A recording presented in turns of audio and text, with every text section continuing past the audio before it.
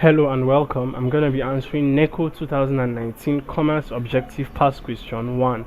The document in which the internal regulations of a limited liability company are stated is known as A. Articles of Association, B. Certificates of Incorporation, C. Deed of Partnership, D. Memorandum of Association, E. Prospectus.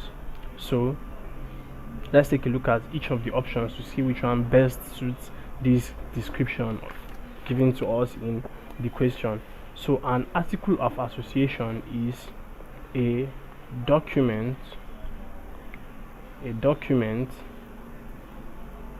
that contains the rules and regulations as well as the bylaws of a company. So any form of company.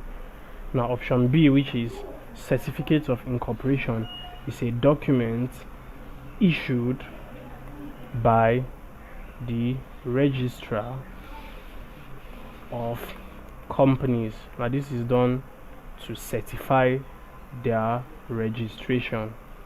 And then option C, which is deed of partnership, is a document that contains an agreement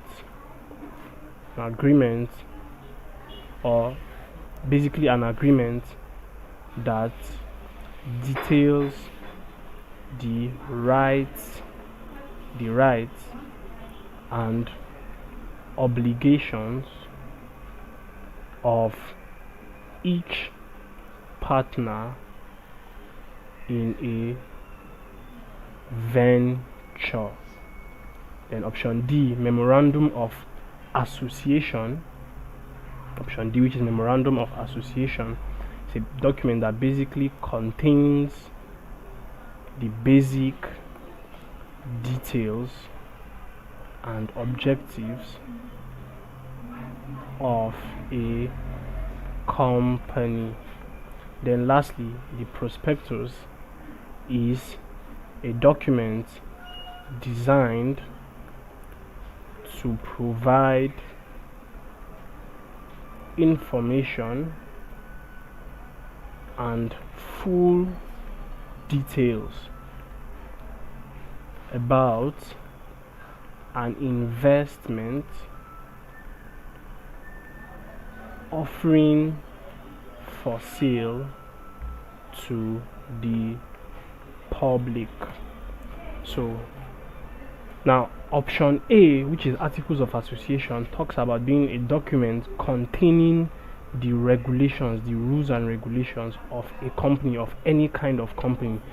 And the question asks for documents which contains the internal regulations of a limited liability company, which is also a form of a type of company.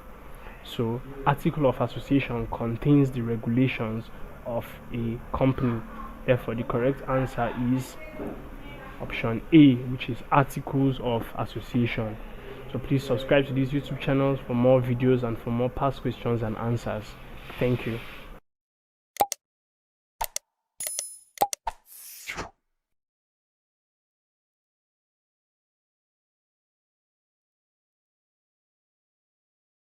Hello and welcome. I'm going to be answering Neco 2019 Coomerce Objective Past Question 2. Mr. Ade bought goods worth 50,000 naira and was granted 7% discount for prompt payment. How much did he pay for the goods? A. 3,500 naira, B. 35,000 naira, C. 46,500 naira, D. 50,000 naira, E. 53,500 naira. So we are looking at discount. And in order to solve discounts, all you need to do is to calculate the percentage discount of the price of goods. And when you get the percentage discount for the price of goods, you now subtract from the original price. So we'll look at how that works. from this question. Now it says he was granted 7% discount. So the first step is 7% of 50,000 naira. So 7% of 50,000 is 7 over 100 times 50,000, and 7% of 50,000 is 3,500 naira. Now the amount he paid for the goods, you solve that by subtracting 3,500 from 50,000, which was the original price. So amount paid is equal to 50,000 naira minus 3,500 naira, and that is equal to 46,500 naira, and that is option C. So C, 46,500 naira is the answer to this question. So please subscribe to this YouTube channel for more videos and for more past questions and answers. Thank you.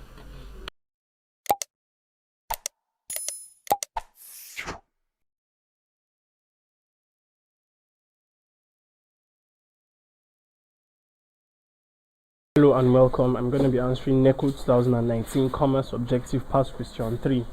Consular invoice is meant to prevent understatement of prices and A. Ensure correct payment of custom duties. B. Ensure timely delivery of goods. C. Encourage prompt payments for goods purchased. D. Show the country from which the goods originated. E. Show the country to which the goods have been consigned. So what we are looking at here is a consular invoice. So one of its functions has been given to us, which is to prevent understatement of price. So what is another function of the consular invoice? Now the consular invoice is a document certifying a shipment of goods and shows information such as the consignor, consignee, and the value of the shipment. Now, also among the importance of the consular invoice, one of its importance is that it helps to speed up the process of importing goods. And in countries which make use of a consular invoice include Nigeria, Australia, New Zealand, Iraq, etc. So it helps to speed up the process of importing. Now, option E, or option B rather, says ensure timely delivery of goods. Now, timely delivery of goods, that is making sure that the goods are delivered on time, goes hand in hand with a faster importation process. So the faster or earlier the goods are imported, the more timely the goods are delivered to where they are supposed to be delivered. So option B, ensure timely delivery of goods, is one of the functions of the consular invoice. So option B is the correct answer. So please subscribe to this YouTube channel for more videos and for more past questions and answers. Thank you.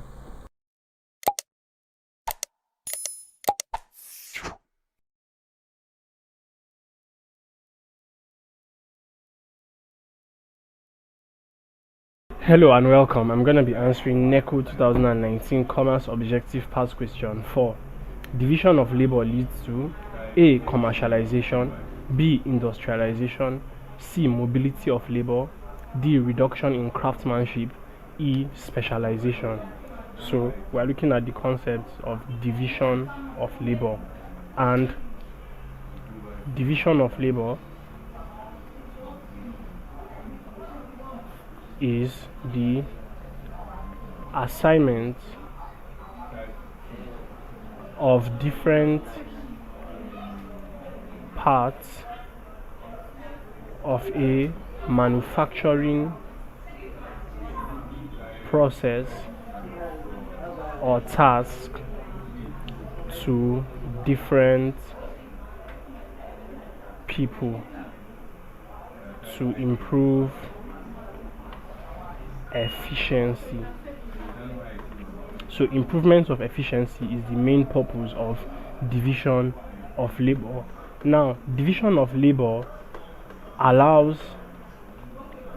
individuals in firms to specialize as workers. Now, this is due to the fact that they perform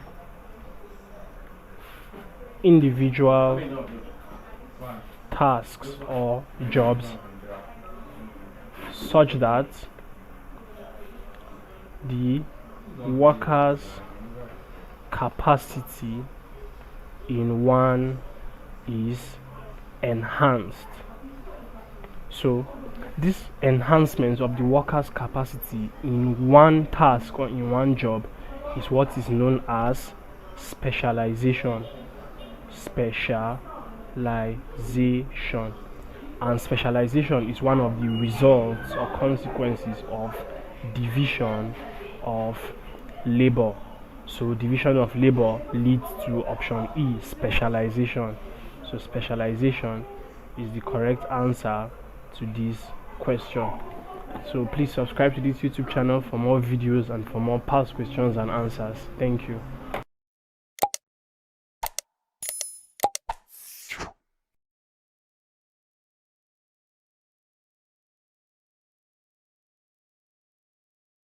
Code 2019 Coomerce Objective Past Question 5.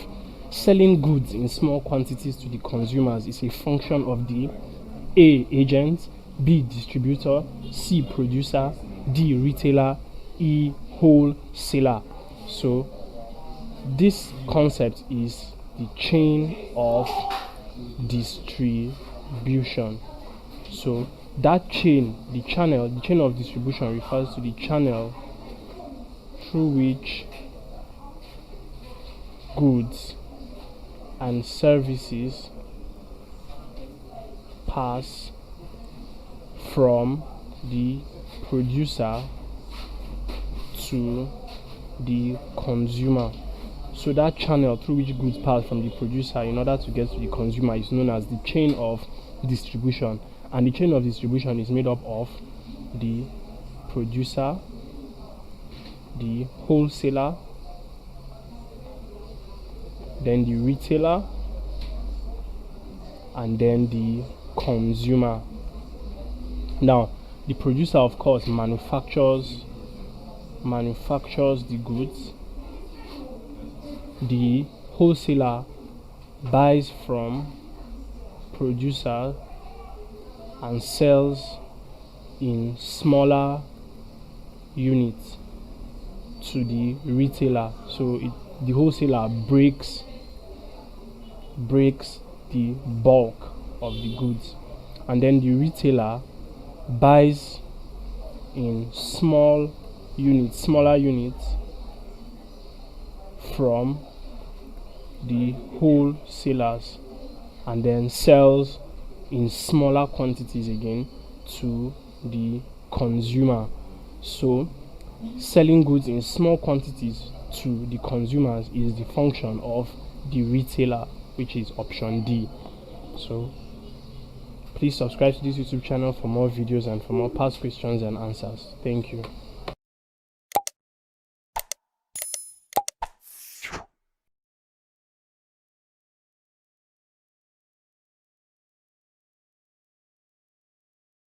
Hello, I'm going to be answering Neco 2019 Coomerce Objective Past Question 6. COMDIV denotes the A. Amount above the nominal value of share, B. Charges paid by those who have sold stocks they do not desire, C. Nominal value of a share, D. Price at which the shareholder has no right to receive the next dividend. E, price at which the shareholder has the right to receive the next dividend payable. So cum div is cum dividend, and literally stands for with dividend. And cum div or cum dividend, cum div refers to when a company has declared that there will be a dividend in future for shares. So for shares to be sold, shares that have dividend, payable dividend in the future, are known as shares cum div, or shares with dividend. Shares with dividend. So cum div refers to E, price at which the shareholder has the right to receive the next payable dividend, or the next dividend payable, because those shares are sold with a payable dividend, a dividend to be paid. So the buyer of the shares has certain rights to receive those dividends, those payable dividends. So E, price at which the shareholder has the right to receive the next payable dividend, is the correct answer. So please subscribe to this YouTube channel for more videos and for more past questions and answers. Thank you.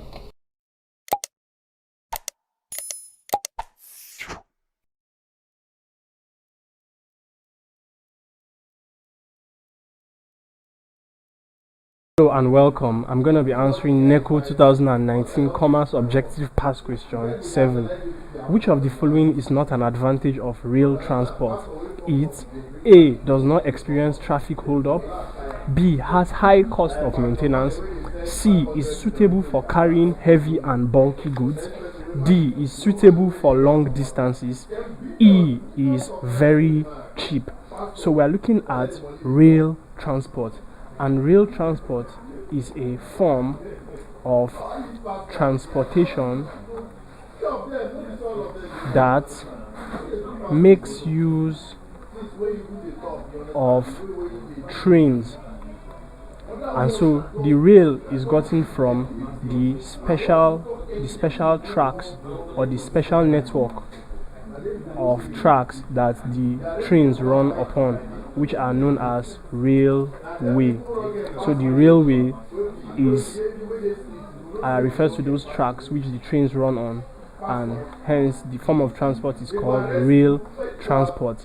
Now, some of the advantages of rail transport are stated amongst the options. However, we are asked for the one which is not an advantage of rail transport. So let's look at the options.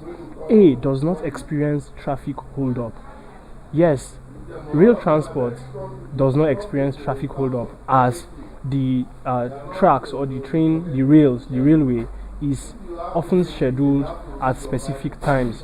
So there is no issue of traffic hold-up in rail transport. So option A is an advantage of rail transport, and hence is not the answer to this question. Now, option B has high cost of maintenance. Now, this is a disadvantage. This is a disadvantage of rail transport. Rail transport has relatively high cost of maintenance, and constructing railways as well as maintaining railways is very costly compared to other forms of transportation. So high cost of maintenance is not an advantage of rail transport. So it is the answer to this question. So let's look at the other options just for clarity. Is suitable for carrying heavy and bulky goods. Yes, this is an advantage due to the large sizes of the coaches of trains. Rail transport is very effective for carrying heavy and bulky goods. So since it is an advantage, it is not the answer to this question. Now, rail transport is also suitable for long distances. Yes, it's an advantage you can have trains traveling interstate or from one part of the country to another. So yes, it is suitable for long distances, and because it is an advantage, it is not the answer to this question.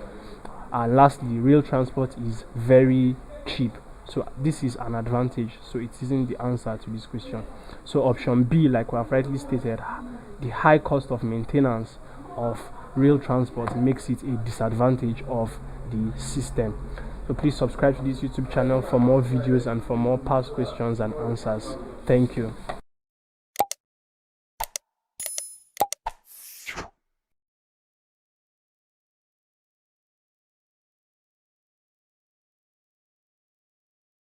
And welcome. I'm going to be answering Neco 2019 Coomerce Objective Past Question 8. When manufacturers of similar products come together to jointly advertise their products, it is referred to as dash advertising. A. Competitive, B. Indirect, C. Informative, D. Mass and specific, E. Persuasive. So we are looking at advertising, and basically the concept of advertising involves creation of awareness about certain goods or services. Now let's look at the options given to us so we can pick out the one which fits into the description given to us in the question. Now, competitive advertising is advertising done by a company at the expense of another, that is at the expense of a close competitor. Now, for indirect advertising, option B, it is advertising that does not directly promote a product or service, but creates awareness about it. Then for informative advertising, it is advertising which emphasizes facts and information about a product.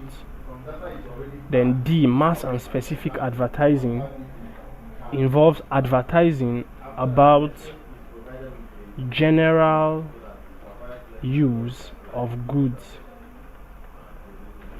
without being specific on particular brand, and it is the specific part of it means due to the fact that the products are similar. And then for E, persuasive advertising, it is adverts aimed at convincing the audience to purchase such good or service. Now, we have talked about the question, which is when manufacturers of similar products come together to jointly advertise their products.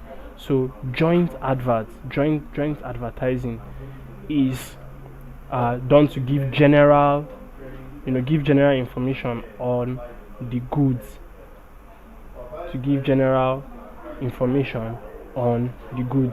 Now, due to the fact that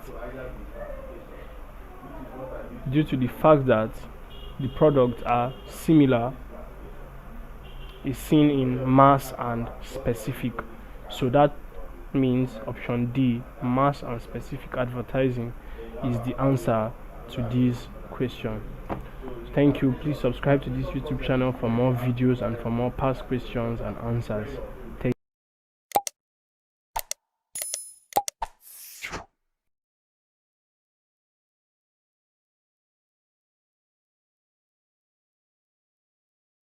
Hello and welcome. I'm going to be answering Neco 2019 Coomerce Objective Past Question 9. An employee has the right to A. Accepts or rejects an offer of employment. B. Delegates his duties to his superiors. C. Employ anybody. D. Fix wages and salaries. E. Terminates the appointment of his subordinate. So we're looking at the rights of an employee. And the rights of an employee are actually numerous. But we'll take a look at each of the options to see which one can be classified as the rights of an employee and which cannot be classified as the rights of an employee. So option A, which is accept or reject an offer of employment, can be described as the right as one of the rights of an employee, as an employee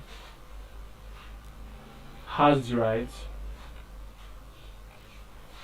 to accept gainful employment and also to reject employment which may be detrimental to his health or well-being and the health and well-being and that of others. Now option B, which is delegate his duties to his superiors, is not one of the rights of an employee. An employee's duties are clearly stated out prior to his employment, so he cannot be said to have the right to delegate his duties to his superiors. Option C, which is employ anybody, is also not the right of an employee. This right is mainly reserved for the employer. Option D also, which is fixed wages and salaries, is considered one of the rights of the employer. And lastly, terminates the appointment of his subordinates is largely not considered a right of an employee. So option A, which is accept or reject an offer of employment, is the correct answer to this question. So thank you, and please subscribe to this YouTube channel for more videos and for more past questions and answers.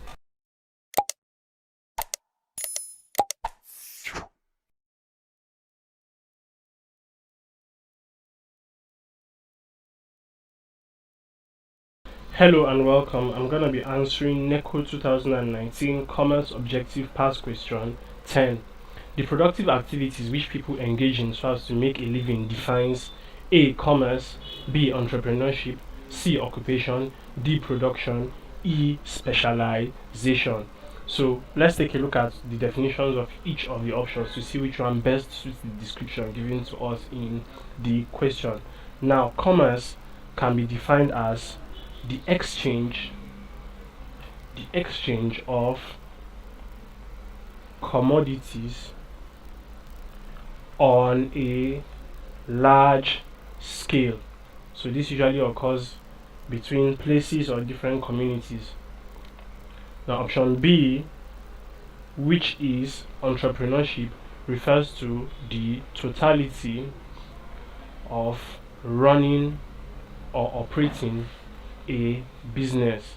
So in the definition of entrepreneurship, it also encapsulates the risks and the profit as well. So that totality of running a business is simply described as entrepreneurship. Now occupation refers to any activity which a person or an individual devotes his time to in order to make a living. So that is occupation. Then production refers to the process of manufacturing or making from raw materials. So that is production.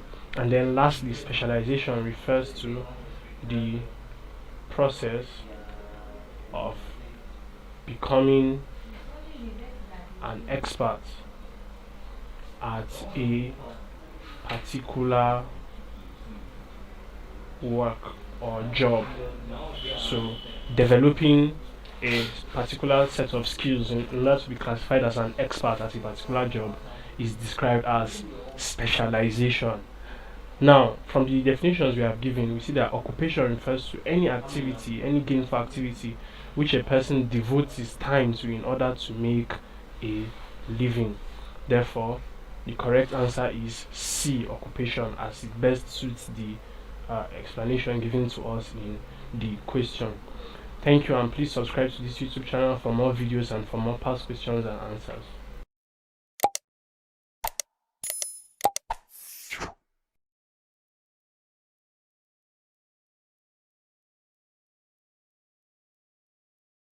Hello and welcome. I'm going to be answering Neco 2019 Coomerce Objective Past Question 11. Crude oil and aluminium are examples of dash commodities. A. Cheap. B. Non-tradable. C. Serviceable. D. Soft. E. Tradable. So we are looking at commodities, and we are given crude oil and aluminium, and we are asked what type of commodities are they. So let's look at what each of the options mean and see which category they fit into. Now, cheap commodities are basically just readily available, or as the name implies, just commodities that are cheap, or non-expensive. Now, option B, which is non-tradable commodities, this refers to commodities which are commodities or items which are not traded internationally.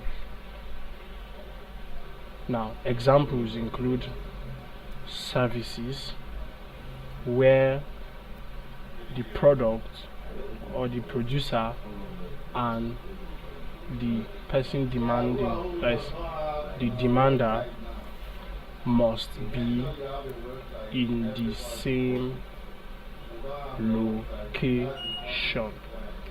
So option C, which is serviceable good, is not a set out concept. Then option D, which is soft, refers to commodities that are grown rather than mined, and examples include crops, right, or crops and crop resources.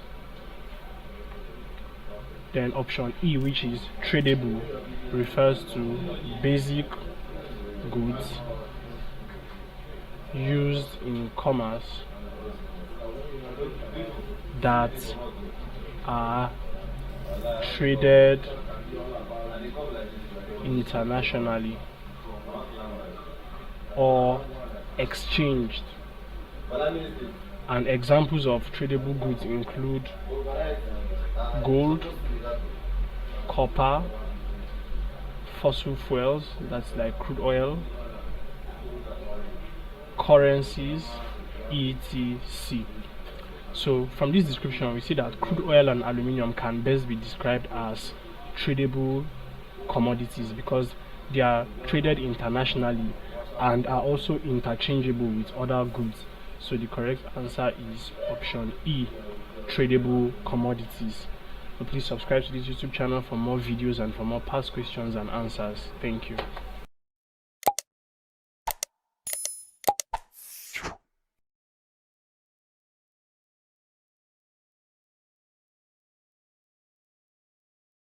Hello and welcome. I'm going to be answering Neco 2019 Coomerce Objective Past Question 12. The following advantage of government ownership of business except A. Creating more employment opportunities, B. Encouraging duplication and wastages, C. Enjoyment of large-scale production, D. Improving the standard of living of people, E. Protecting the masses from exploitation. So, government ownership of business refers to government-owned enterprise. So, what is known as government-owned enterprise? And this refers to a business where the government has significant control through full majority or significant minority ownership. Now, some of the advantages of government-owned businesses are stated in the options, and one of them is not an advantage. So let's pick out the one which is not an advantage. So option A, which is creating more employment opportunities, is an advantage of government-owned business. So it is not considered a disadvantage. Option B, which is encouraging duplication and wastages, is a disadvantage. Hence, is the answer to this question, because government-owned businesses do not encourage wastage or duplication in any way. Now, option C, which is enjoyment of large-scale production, can be seen as an advantage. Improvement of standard of living is also an advantage due to the creation of more employment opportunities. Lastly, protecting the masses from exploitation is an advantage due to the fact that a government business is seen as, or usually viewed as, trustworthy to a large extent compared to private firms. So it is an advantage and not the answer. So the correct answer is B, encouraging duplication and wastages is not an advantage of government ownership of business. Please subscribe to the YouTube channel for more videos and for more past questions and answers. Thank you.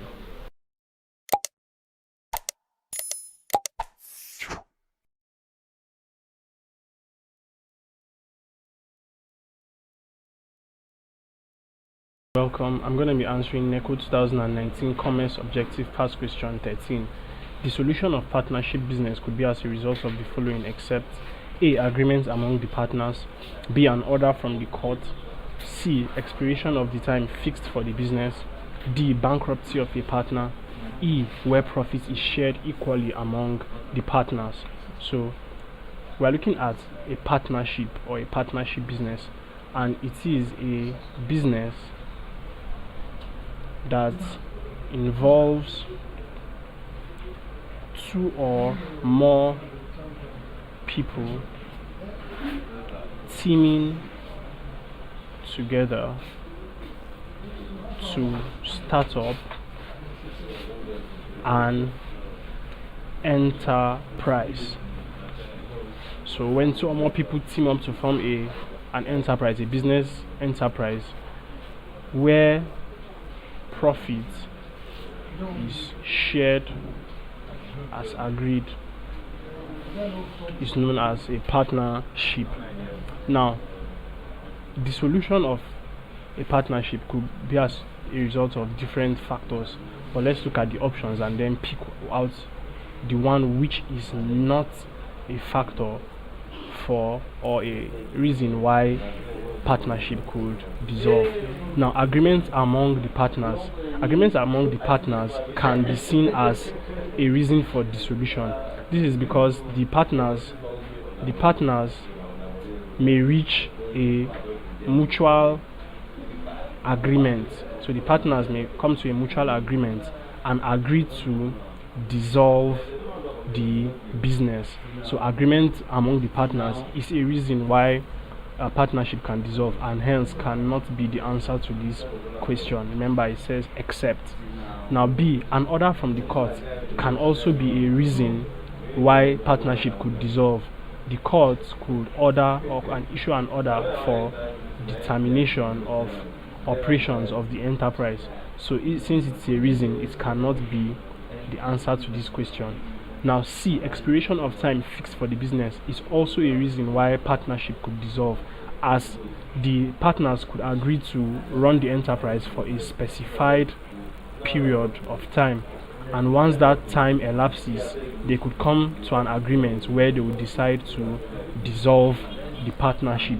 So expiration of the time fixed for business is a reason and hence cannot be the answer to this question. Bankruptcy of a partner is also a reason why partnership could dissolve, as the funding for the enterprise could be cut and the load may be too much for the fewer number of partners to handle, leading to dissolution of the partnership. So this is a reason, and hence is not the answer to this question. But however, where profit is shared equally among the partners cannot be seen as a reason for dissolution of partnership, as profits being shared equally among members could be a trait or could indicate fairness in operation. So it is not a reason why the partnership can dissolve. So option E, where profit is shared equally among the partners, is not a reason for dissolution of partnership. So please subscribe to this YouTube channel for more videos and for more past questions and answers. Thank you.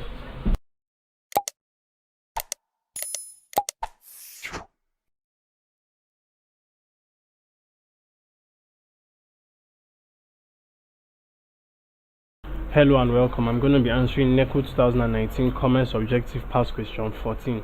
The document given to the buyer by the seller to acknowledge payments for goods is called A. Debit note, B. Invoice, C. Proforma invoice, D. Receipt, E. Statement of account. So what we are looking at here is a document given by a buyer to acknowledge payment of goods. So let's look at what each of the options stand for. Now, debit note is a document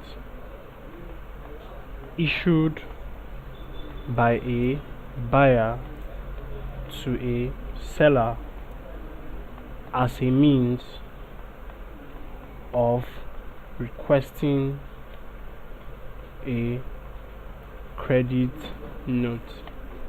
Now, an invoice is a document that itemizes and records a transaction. Option C, which is proforma invoice, is a bill or a preliminary bill of sale sent to buyers in advance of a shipment or delivery of goods. A receipt is a document that acknowledges that payment has been received for goods or services. And lastly, a statement of account is a detailed report of the content of an account. So from the explanation or definitions we have given, we see that receipt is the document which acknowledges payment for goods. So the correct answer to this question is D, receipt. Please subscribe to this YouTube channel for more videos and for more past questions and answers. Thank you.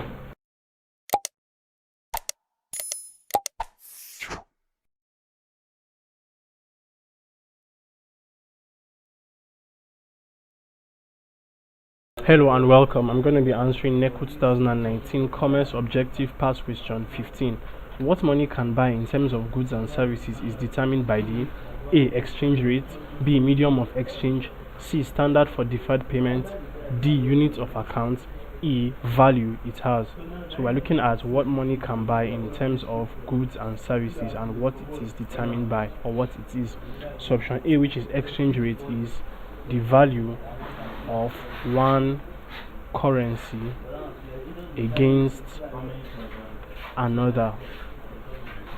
Option B, which is medium of exchange, is an intermediary system used to facilitate exchange of goods.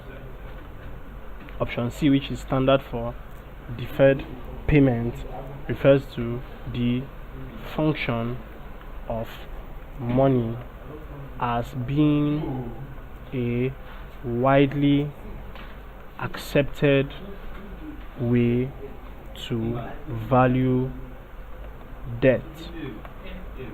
Option D, which is unit of account, is the function of money as the value of something measured in a specific currency. Then lastly, option E, which is value. The value of money refers to the quantity of goods and services it can purchase. So what money can buy in terms of goods and services basically refers to the quantity of goods and services it can purchase. Therefore, the correct answer is E, the value it has. So what money can buy in terms of goods and services is determined by the value of that money. Please subscribe to this YouTube channel for more videos and for more past questions and answers. Thank you.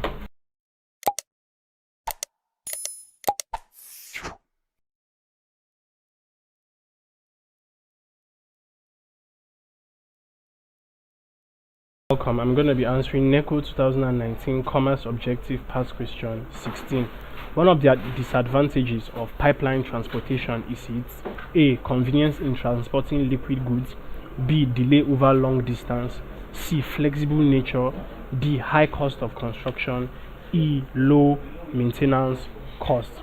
So pipeline transportation is a form of transportation using pipelines. And pipelines are basically just networks of pipes. Now it is mostly used to transport liquids and gases. So you have liquids such as water, oil, etc., and you have gas such as the cooking gas. Now we are asked for one of the disadvantages. So convenience in transporting liquid goods is an advantage of pipeline transportation. So option A is not the answer. Now delay over long distance is not a disadvantage. So flexible nature is an advantage, so it is not the answer. And flexible nature just means ability to transport the produce right into remote regions or into one's home, like the comfort of one's home. So D, high cost of construction, is a disadvantage of pipeline transportation. This is because the pipeline network is very expensive in terms of construction. It takes huge investment to execute, so it is a disadvantage of pipeline transportation, and low maintenance cost is an advantage, so it's not the answer. So the correct answer is D, high cost of construction. So please subscribe to this YouTube channel for more videos and for more past questions and answers. Thank you.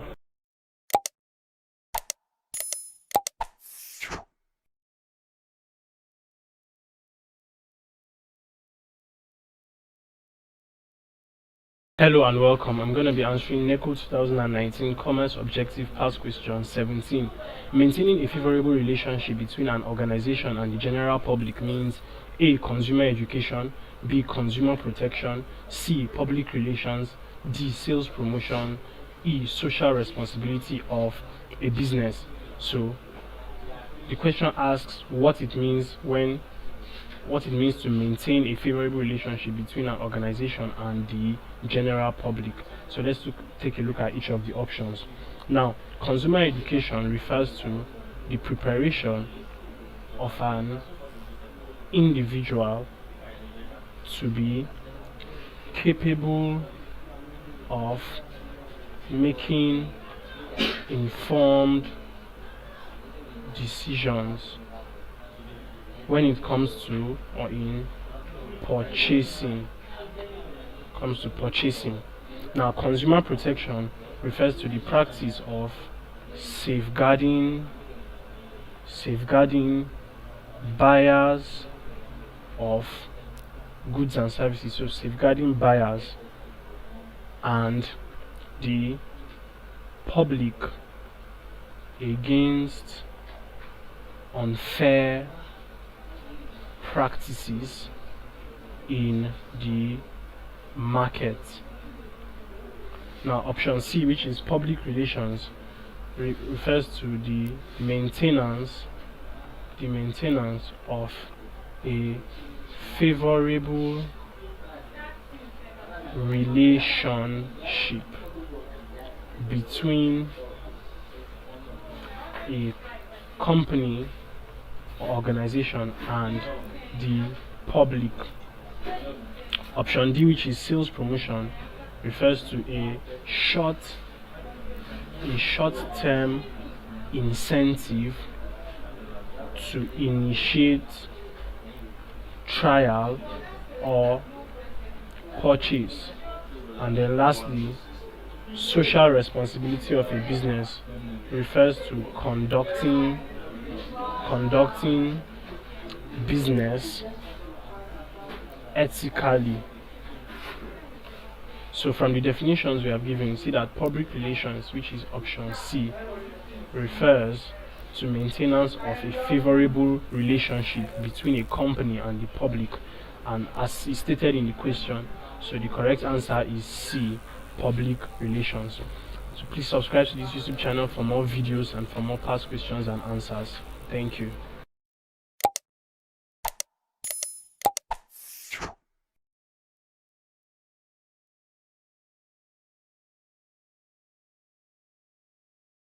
I'm going to be answering Neco 2019 Coomerce Objective Past Question 18.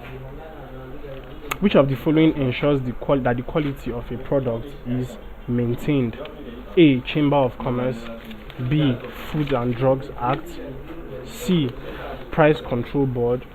D. Standards Organization. E. Weight and Measures Act.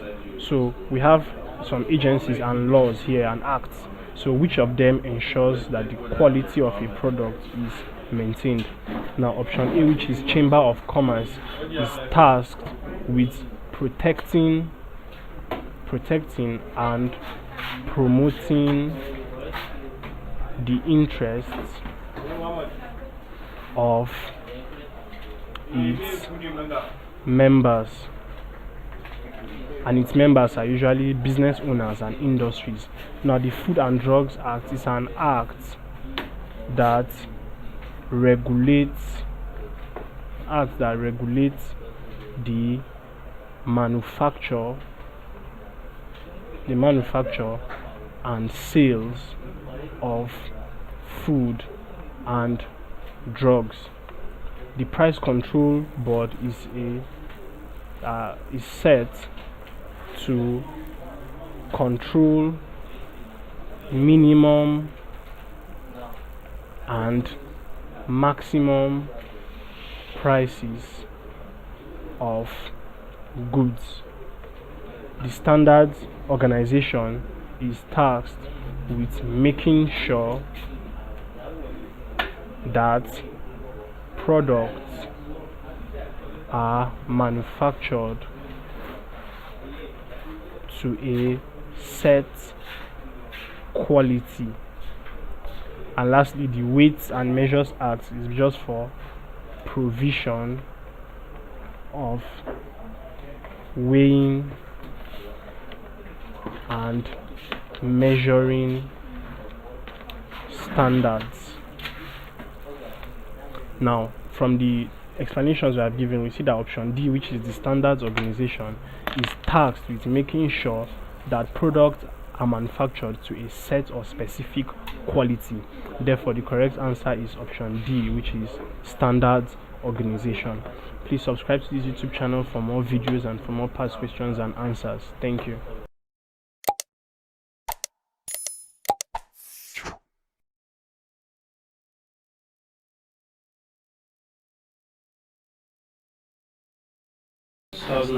Coomerce Objective Past Question 19. The rate of turnover of a business is calculated as A. Average stock over turnover. B. Cost of goods sold over average stock. C. Gross profit over cost price times 100 over 1. D. Gross profit over selling price times 100 over 1. E. Sales over average stock. So the concept we are looking at here is rate of turnover of a business. And rate of turnover of a business is defined as the number of times a firm sells out its merchandise or finished goods inventory, and it is calculated as rate of turnover is equal to cost of goods sold, or cost of goods sold is also the total sales revenue divided by the average stock or the average inventory. So this formula is what is seen in option B, cost of goods sold over average stock. Therefore, option B is the correct answer to this question. So the rate of turnover of a business is calculated as cost of goods sold over average stock. Please subscribe to this YouTube channel for more videos and for more past questions and answers. Thank you.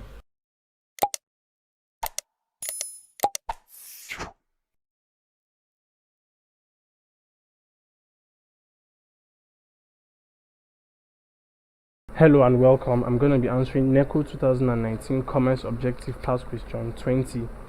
Obtaining raw materials and other natural resources from land can be categorized under dash occupation: A. Constructive, B. Commercial, C. Extractive, D. Manufacturing, E. Tertiary. So let's look at what each of the following options means and see the one that best describes the question. So constructive occupation, so any occupation involved in making finished goods from raw materials on a larger scale. Now, the commercial occupation is involved in distribution and exchange of goods produced. Option C, which is extractive, the extractive occupation involves extraction of raw materials from the earth or from land. D, the manufacturing occupations are concerned with creation of new products from raw materials. And lastly, option E, the tertiary occupations are involved in provision of services to their consumers. So from the explanations we have given, the extractive industry, which is option C, we said is involved or involves extraction of raw materials from the earth or from land. So that can also be rephrased as obtaining raw materials from the land. So the correct answer is C, the extractive occupation. Please subscribe to this YouTube channel for more videos and for more past questions and answers. Thank you.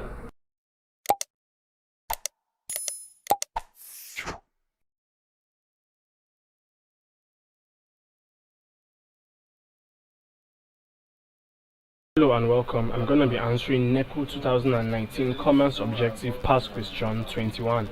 The system whereby buyers pay and receive goods immediately under a special arrangement is referred to as A. Cash on delivery, B. Cash with order, C. E-commerce, D. Prompt cash, E. Spot trading. So what we are looking at here is a system, a payment system, right? A payment system where what buyers pay and receive goods immediately. So this is the basic thing we are looking at here. So let's look at each of the options and which one suits this description. Now, cash on delivery is sale of goods by mail order where payment is made on delivery rather than advance. Now, cash with order is a payment term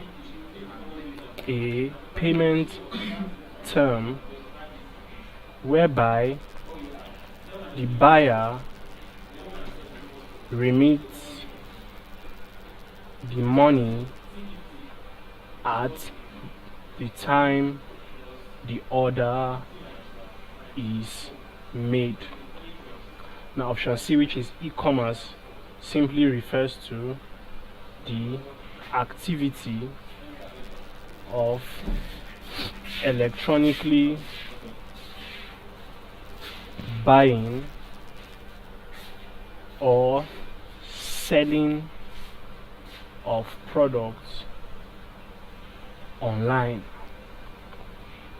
Then D, which is prompt cash, refers to payment terms for goods and services in which payment is made few days, usually not more than 14, so not more than 14 days of that payment is made few days or within a few days, so within a few days.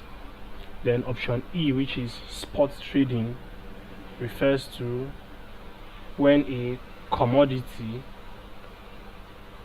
is transacted, that is paid for and delivered immediately. So from the definitions we have given, option E, which is spot trading, refers to that system where you have the goods paid for, that is the buyers pay for the goods and then receive them, so the goods are delivered immediately. So the correct answer to this question is E, spot trading. Please subscribe to this YouTube channel for more videos and for more past questions and answers. Thank you.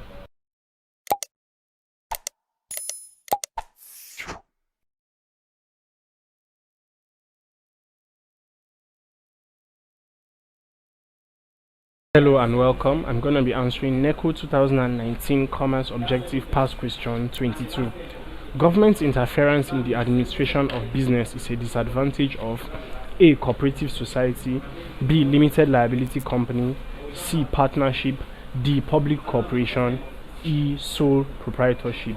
So you have various types of businesses or corporations as the options, and we are asked for the one that government interference is a disadvantage of.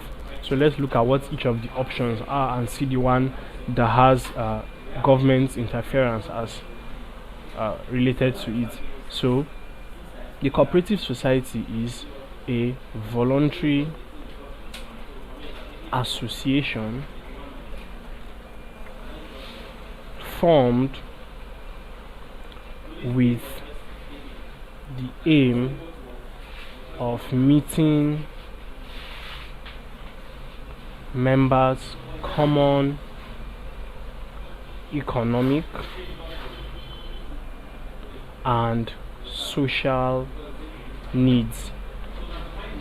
Now you have limited liability company. Now, a limited liability company is a private company whose owners are legally responsible for its liabilities only to the extent of capital invested. Now option C, which is partnership, is a formal arrangement by two or more parties to manage a business and share its profits. Option D, which is a public corporation, is a corporation or business owned and operated by a government. And the final option, option E, sole proprietorship, is an enterprise owned and run or operated by one person, such that there is no legal distinction between the owner and the business entity. So from the descriptions we have given, we see that the one that is involved with government or has to do with government involvement is option D, which is public corporation. And in public corporations, due to the fact that, or irrespective of the fact that, the corporation is set up for mainly business or making of profits, you find out that government would often interfere in the operation of the business, and that is usually seen as a disadvantage of that form of business. So the correct answer to this question is D, public corporation. Please subscribe to this YouTube channel for more videos and for more past questions and answers. Thank you.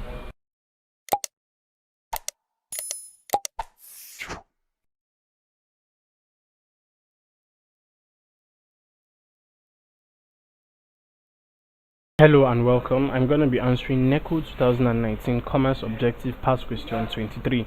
Which of the following features of a chain store prevents it from having bad debt? A. Operating a cash and carry system. B. Providing after sales services. C. Selling goods in large quantities. D. Selling goods on credit. E. Selling similar range of products. So the concept we are looking at here is chain stores. And a chain store or a chain store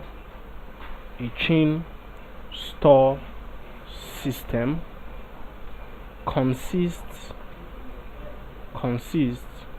of a number of retail stores which sell similar products and are centrally owned and operated under one management. Now, most of the options given to us here are advantages of chain stores, but which one exactly prevents it from having bad debts?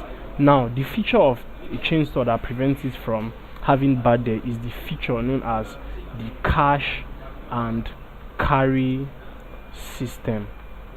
Now, the cash and carry system is the one in which goods, or it's a system in which goods are paid for on the spot. So within the store, immediately you pick, as the name implies, immediately you pay, you get to carry or go with the item which you paid for. So that cash and carry system prevents the risk of bad debt, as it is not possible to go to a retail store and collect goods on debt. So that is the feature that prevents it from going into bad debt. So the correct answer is A, operating a cash and carry system. Please subscribe to this YouTube channel for more videos and for more past questions and answers. Thank you.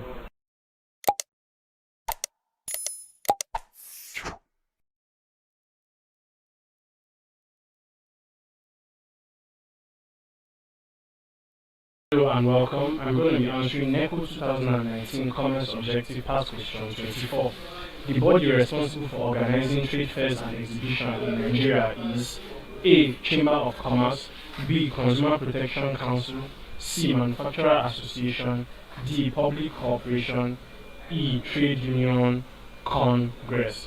So we're looking at the body responsible for organizing trade fairs and exhibitions in Nigeria. So let's look at each of these bodies in the options and see what they, or see the function they perform. Now the Chamber of Commerce is an association of business people designed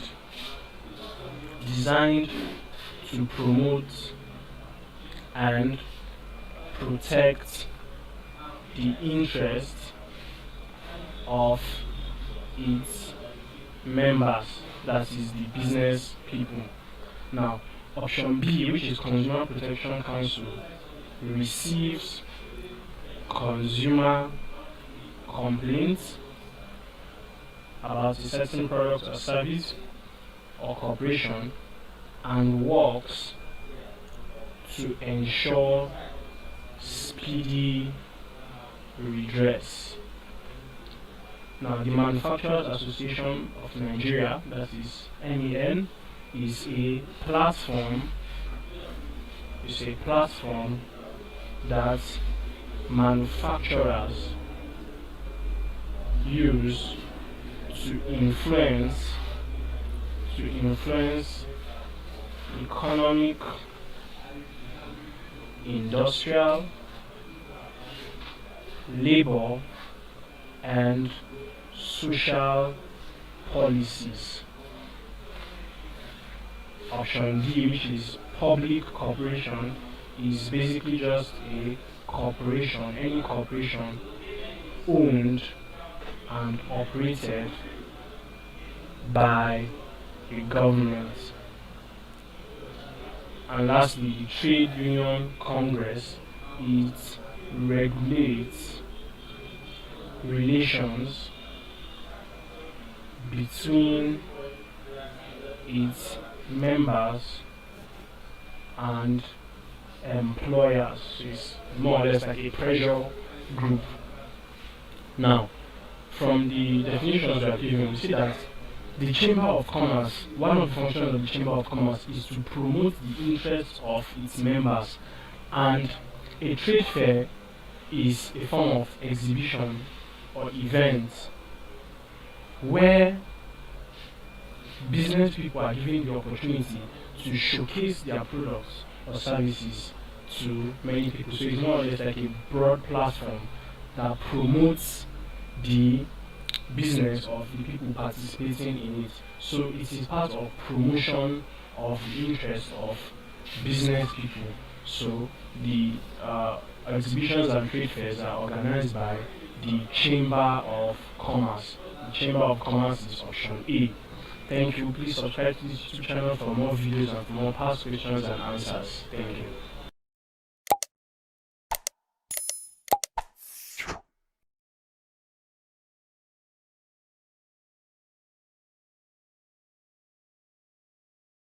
Hello and welcome. I'm going to be answering Neco 2019 Commerce Objective Past Question 25.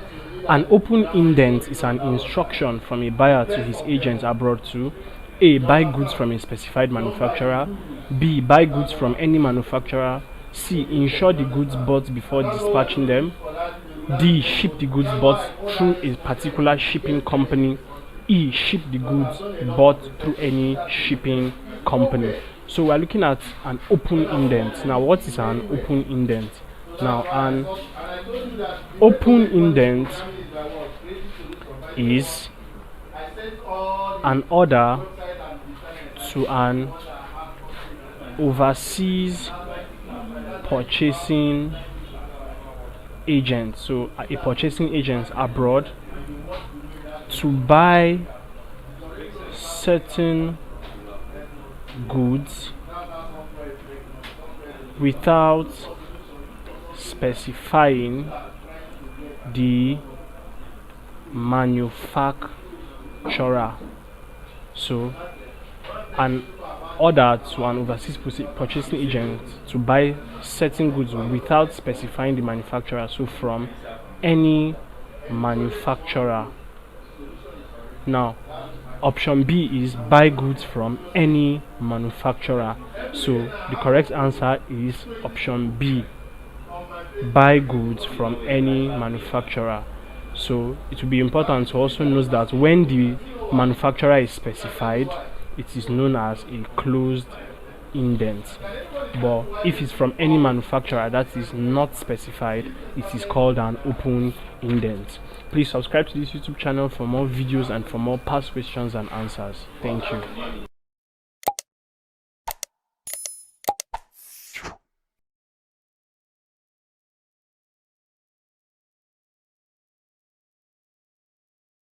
Welcome. I'm going to be answering Neco 2019 Coomerce Objective Past Question 26. Any form of money that is backed by the authority of the state or the government is called A. Commodity money, B. Fiduciary note, E. Legal tender, D. Paper money, E. Partial money. So we're looking at any form of money that is legal, because backed by the authority of the state or government means it is legal. So what form of money is legal to use? So option A, which is commodity money, is money whose value comes from a commodity of which it is made. Option B, which is fiduciary note, is a note issued either by a government or bank which is not protected by a specific backing of assets capable of being converted on demand. Now option C, which is legal tender, refers to anything recognized by law, so legal, as a means to meet a financial obligation. Now option D, which is paper money, is a country's official paper currency that is circulated for transactions. Option E, which is partial money, refers to payments less than full amount claimed by the creditor. So this definition of partial money also stands for partial payments. Now, from the definitions we have given, option C, which is legal tender, is anything, so any form of money that is recognized by law or backed by the authority, so it is legal and it is recognized as a means to meet a financial obligation, so it is recognized as a form of money. So the correct answer is legal tender, because it is also described as any form of money backed by the authority of the state or government, hence it is legal. So please subscribe to this YouTube channel for more videos and for more past questions and answers. Thank you.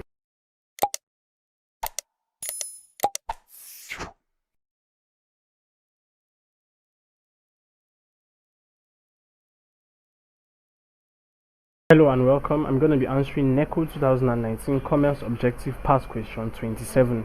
The aspect of commerce that facilitates distribution of goods and services is known as A. Advertising, B. Branding, C. Retailing, D. Transportation, E. Warehousing. So let's look at the aspects of commerce given to us in the options and see which one facilitates distribution of goods and services. Now option A, which is advertising, is an act of creating awareness about a specific good or goods and services. Now option B, which is branding, is a marketing practice which involves the creation of a name, symbol, or identity that is easily identifiable as belonging to the company. Now option C, which is retailing, refers to the selling of merchandise and certain services to consumers. And option D, which is transportation, refers to the movement of humans, animals, or goods from one location to another. And E, which is warehousing, refers to the act of storing goods that will be sold or distributed later. Now from the options we see here, option D, which is transportation, involves movement of humans, animals, or goods from one location to another. Now in most cases, in order for goods and services to be distributed, they have to be moved from one location to another. The humans that will provide the services need to be transported from one location to another, and the goods also to be distributed need to be moved from one location to another. So it is safe to say that transportation is that aspect of commerce that facilitates the distribution of goods and services. So the correct answer to this question is option D, which is transportation. Please subscribe to this YouTube channel for more videos and for more past questions and answers. Thank you.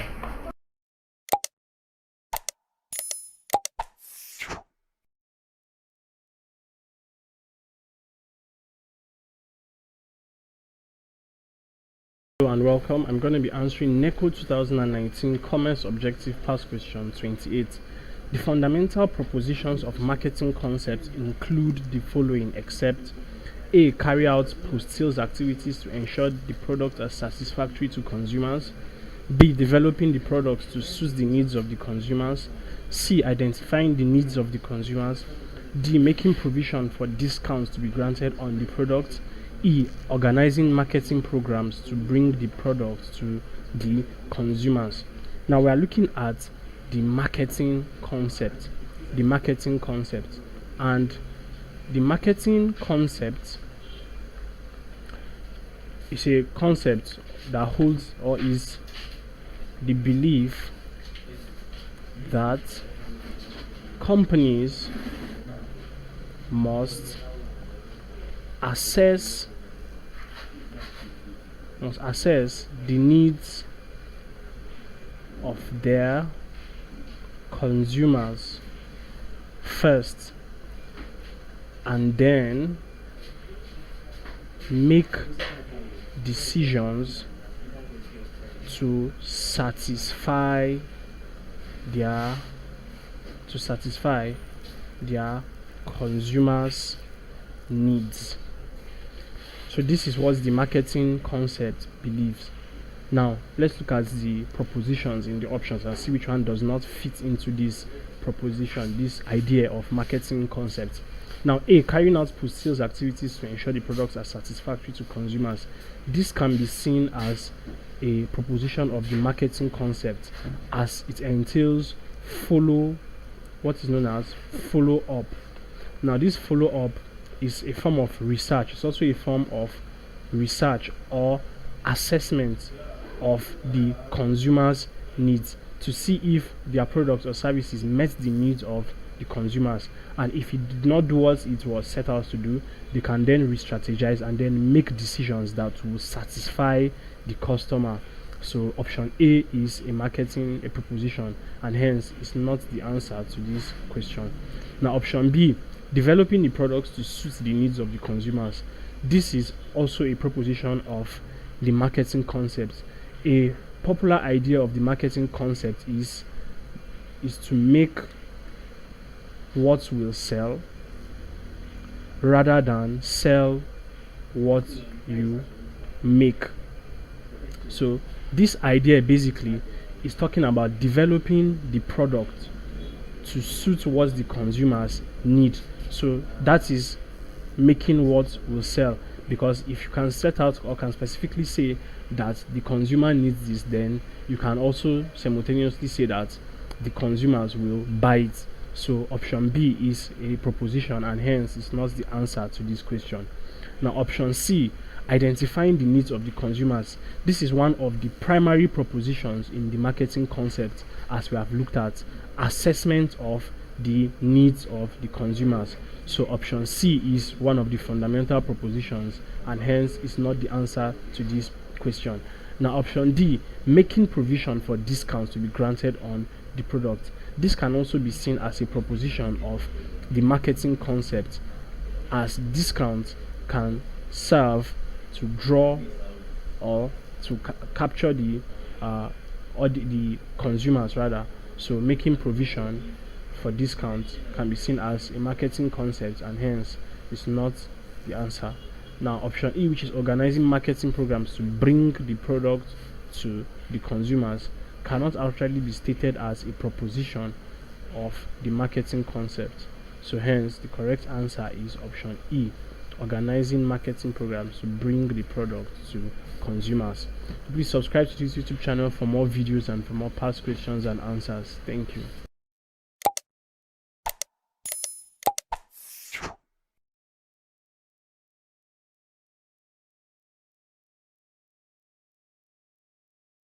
Hello and welcome. I'm going to be answering Neco 2019 Coomerce Objective Past Question 29.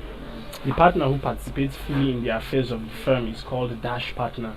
A, active, B, general, C, limited, D, quasi, E, sleeping. So this is, we're looking at partnership. And we're looking at the various types of partners. So let's see the one which can be described as a partner who participates fully in the affairs of the firm. Now option A, which is the active partner, is a partner who is involved fully in the daily operations of a firm or of the partnership. Now number 2, which is general partner, is a partner who joins with at least one other person to form a business. That is the general partner. Now option C, which is the limited partner, is a partner whose liability towards the company's debts is legally limited to the extent of their investment.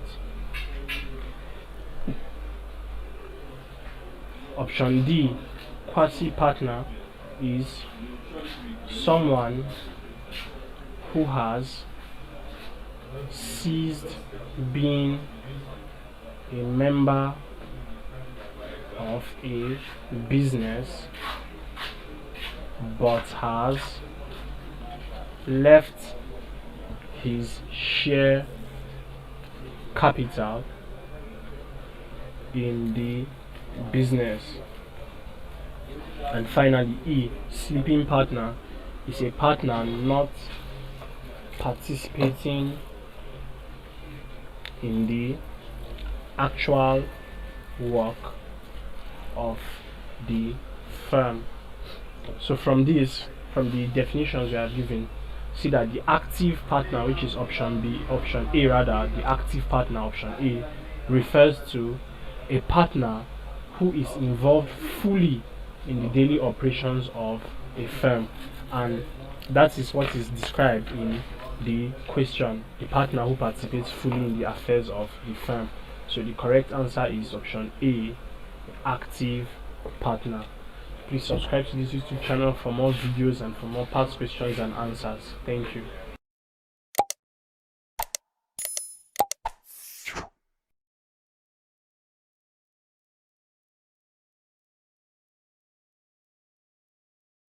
Hello and welcome. I'm going to be answering Neco 2019 Coomerce Objective Past Question 30. Which of the following is not a principle of management? A, clarity of objective. B, division of labor. C, line organization. D, scalar chain. E, unity of command. So the concept we are looking at here is the principle of management. The principles of management. Now, the principles of management refers to some set of guides that govern that govern management in general, that govern successful management. Now, let's take a look at each of the options to see which one can be classified or can be said to be a principle of management. Now, clarity of objective refers to clear and concise objectives or aims towards the business. Option B is division of labor. Now, division of labor refers to the assignment of different parts of a production process to different people in order to improve efficiency. Now, option C, which is line organization, refers to a framework, a simple framework for administrative organization where authority flows from top to bottom. Now, the scalar chain refers to the formal line of authority,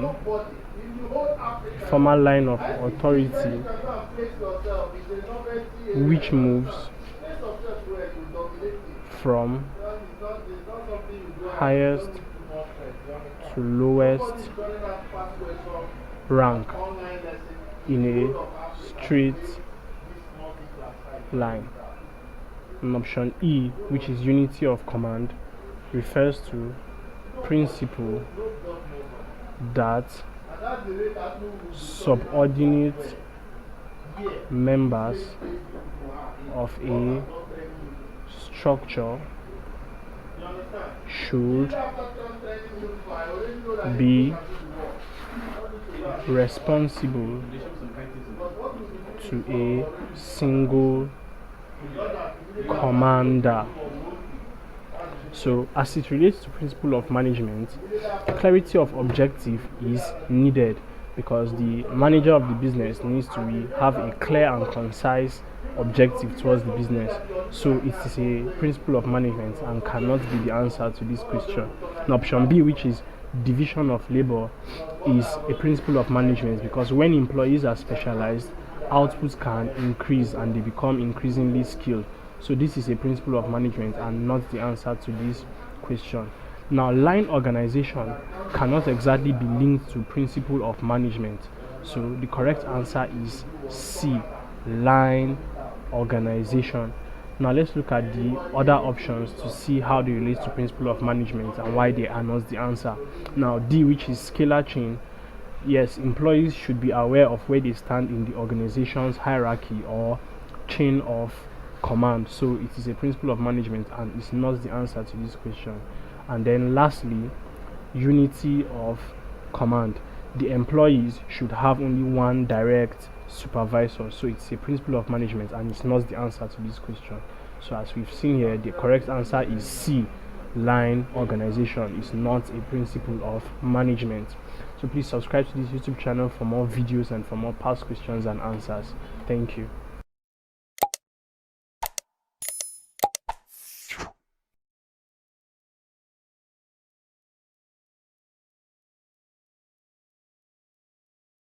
Hello and welcome. I'm going to be answering Neco 2019 Coomerce Objective Past Question 31.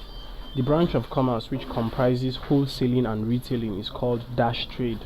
A, bilateral, B, domestic, C, export, D, import, E, international. So you have branches of commerce here and we are asked for the one which comprises or constitutes wholesaling and retailing. So let's look at each of these forms of trade to see which one comprises of wholesaling and retailing. Now, bilateral trade is a type of foreign trade,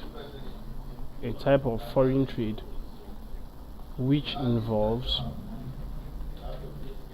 trade between two countries. Then option B, which is domestic, is or refers to buying and selling of goods and services within a geographical area of a nation. Now it comprises wholesaling and retailing. Option C, which is export, simply refers to the act of selling goods and services to other countries. Option D, which is import, refers to the act of buying goods and services from other countries. And lastly, option E, which is international trade, refers to exchange of goods and services between two or more countries. So from the explanations we have given, we looked at domestic trade, which involved buying and selling of goods and services within a country, and we said it comprises of wholesaling and retailing.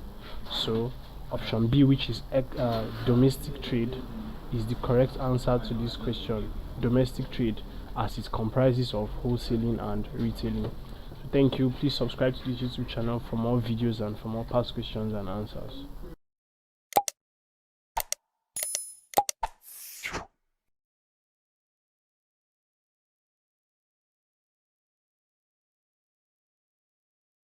Hello and welcome. I'm going to be answering Neco 2019 Coomerce Objective Past Question 32. The aid to trade which creates awareness in the minds of the public about the existence of a product is called A. Advertising, B. Communication, C. Insurance, D. Tourism, E. Warehousing. So the concept is aid to trade or aids to trade, and aids to trade are the commercial activities which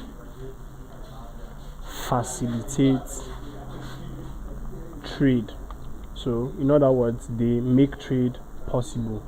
Now all the options given to us are aids to trade, but we are looking for the one which creates awareness in the minds of the public, or which can be defined as creation of awareness in the minds of the public about the existence of a product.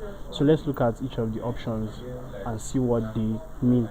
Now, advertising refers to the process of creating awareness in the minds of the public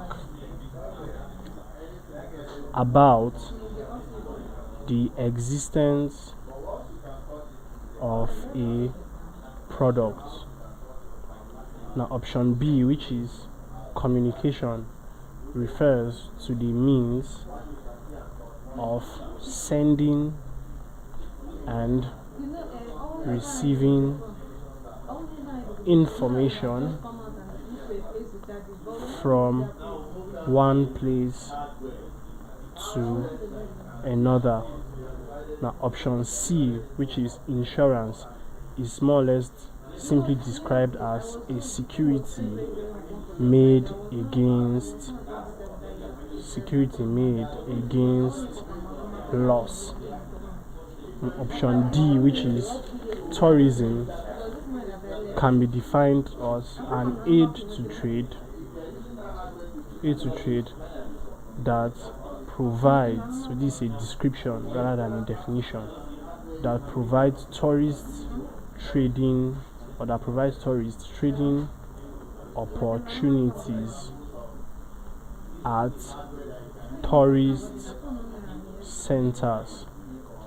And lastly, option E, which is warehousing, is a process which ensures that goods produced are stored until they are needed. So from the definitions we have given, option A, which we described as advertising, is the process of creating awareness in the minds of the public about the existence of a product. So that is more or less the same with the description given to us in the question. So that is option A, advertising. So advertising is the answer to this question. Please subscribe to this YouTube channel for more videos and for more past questions and answers. Thank you.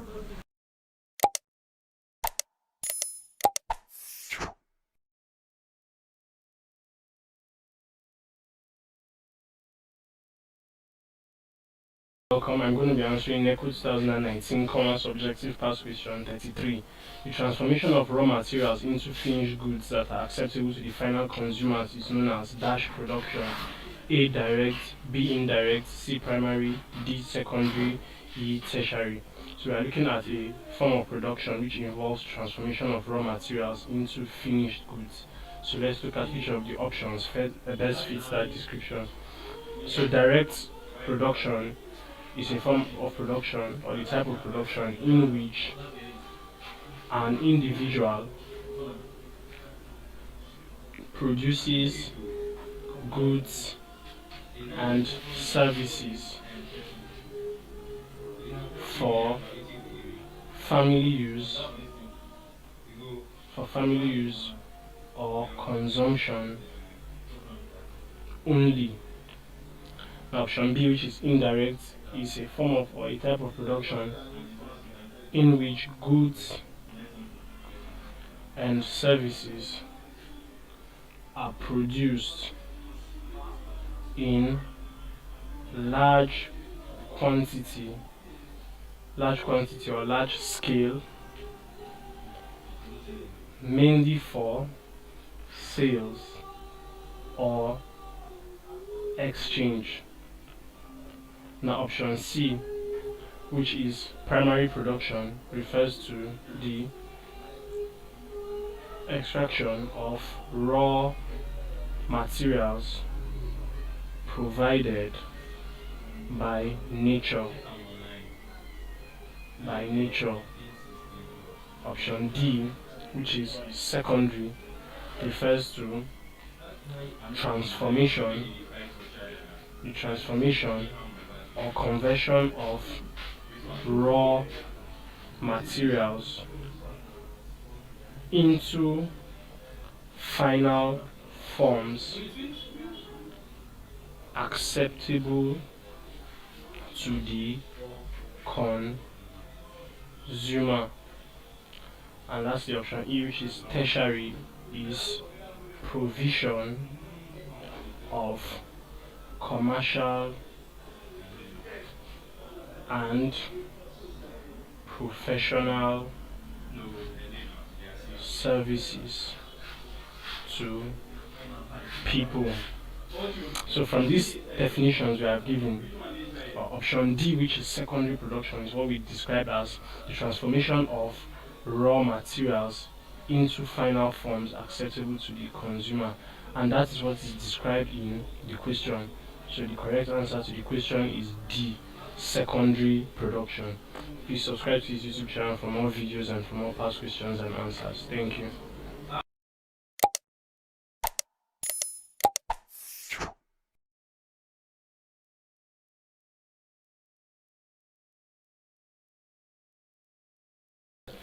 Hello and welcome. I'm going to be answering Neco 2019 Commerce Objective Past Question 34. When Mr. Emeka purchases goods in large quantities from the manufacturer and sells in small quantities to the retailer, he is said to be engaged in A. Advertising, B. Bulk breaking, C. Financing, D. Marketing, and E. Sales promotion. So let's look at what each of the options and see which one best describes this, what is contained in the question, which is large quantities being bought from the manufacturer and then sold in small quantities to the retailer. So option A, which is advertising, is basically just the creation of awareness in the minds of the public about the existence of a product. Now option B, which is bulk breaking, involves buying large quantities of goods and then reselling them in smaller lots. That is bulk breaking. Now option C, which is financing, basically means providing funds for a person or enterprise. Option D, which is marketing, is simply described as a term that encompasses all activities aimed at facilitating exchange. And then option E, which is sales promotion, is the process of persuading a potential customer to buy the product.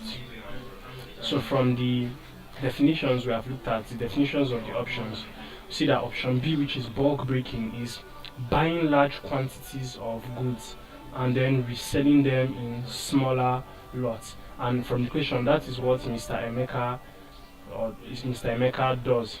He buys goods in large quantities, as we see here, and then sells them in smaller lots or smaller quantities.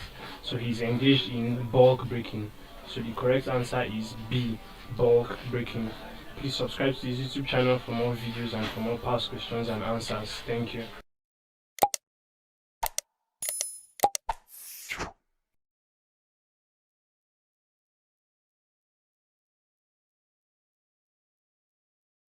Hello and welcome. I'm going to be answering Neco 2019 Coomerce Objective Past Question 35. Which of the following is referred to as a one-man business? A. Limited liability company. B. Joint venture. C. Partnership. D. Public corporation. And E. Sole proprietorship. So we are looking at various concepts here, and we are to pick out the one which is most often referred to as the one-man business. So let's look at what each of the options entail. Now, the limited liability company is a private company whose owners are legally responsible for its debts only to the extent of the capital they invested. Now, option B, which is joint venture, is a commercial enterprise undertaken jointly by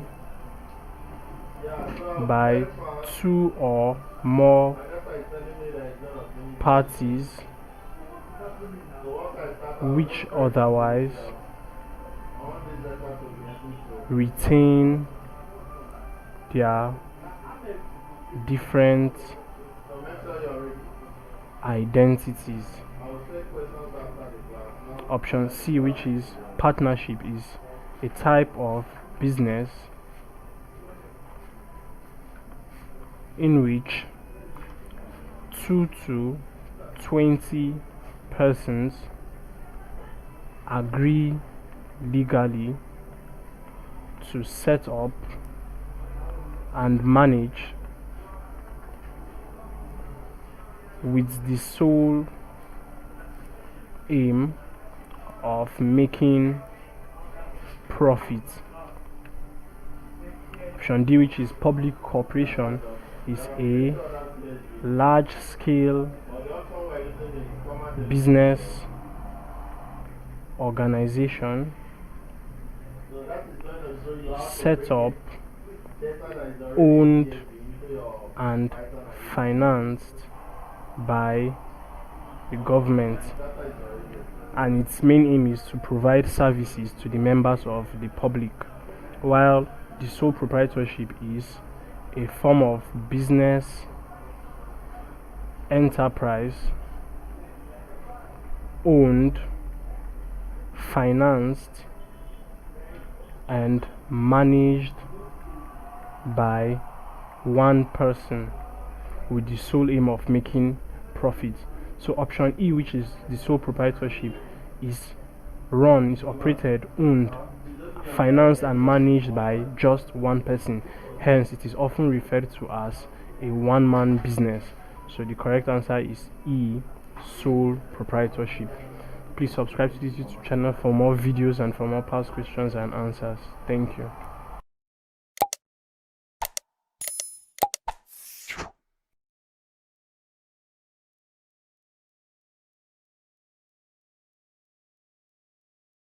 Hello and welcome. I'm going to be answering Neco 2019 Coomerce Objective Past Question 36. The following are trading figures for Rosemary Trading Company for the ended 31st December 2005. So you have the description, the trading figures. So the question is, calculate the gross profit or loss of the company. A, 3,500 naira. B, 15,500 naira. C, 22,500 naira. D, 35,000 naira. E, 74,500 naira. So gross profit is what we are looking for, and gross profit is described as the difference between the selling price and cost price of a particular period. But however, when you are given trading figures like this to calculate it, the gross profit is usually expressed as, so gross profit is equal to sales minus opening stock plus purchases minus closing stock. So what you do is you subtract closing stock from purchases, you add the answer to opening stock, and then you add that answer you get, you subtract it from the sales. Now from the figures given to us, sales is 80,000 naira, so 80,000 minus the opening stock, so stock 1st January 2005 is the opening stock, so that is 7,000, so 7,000 minus or plus opening stock plus, so purchases, which is 8,500, purchases 8,500, and then minus closing stock, which is stock 31st December 10,000. So that would be 80,000 minus 5,500. So if you add this together and you subtract 10,000 from it, what you get is 5,500 naira, and 5,500 minus, or 80,000 minus 5,500 is equal to 74,500 naira, and that is option E. So option E, 74,500 naira is the gross profit of this company. Please subscribe to this YouTube channel for more videos and for more past questions and answers. Thank you.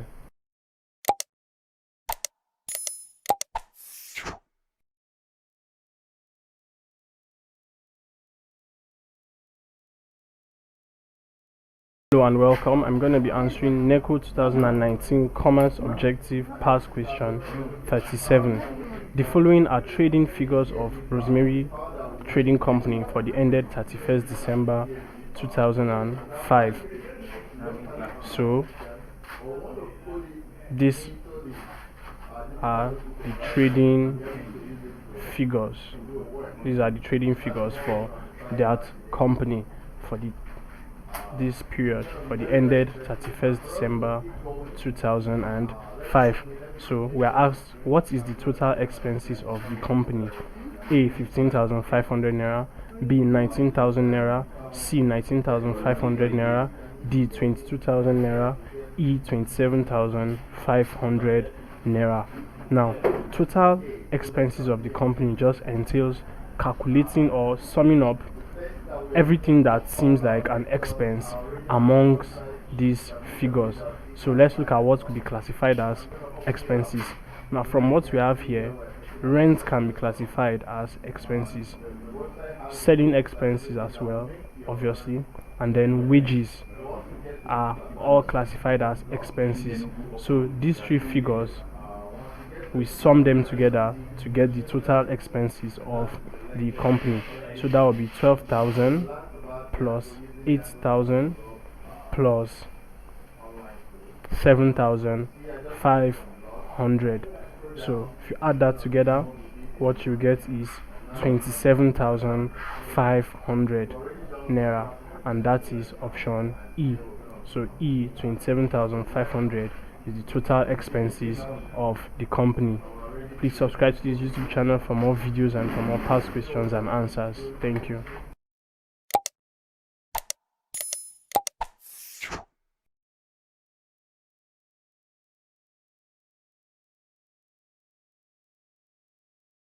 Hello and welcome. I'm going to be answering Neco 2019 Coomerce Objective Past Question 38.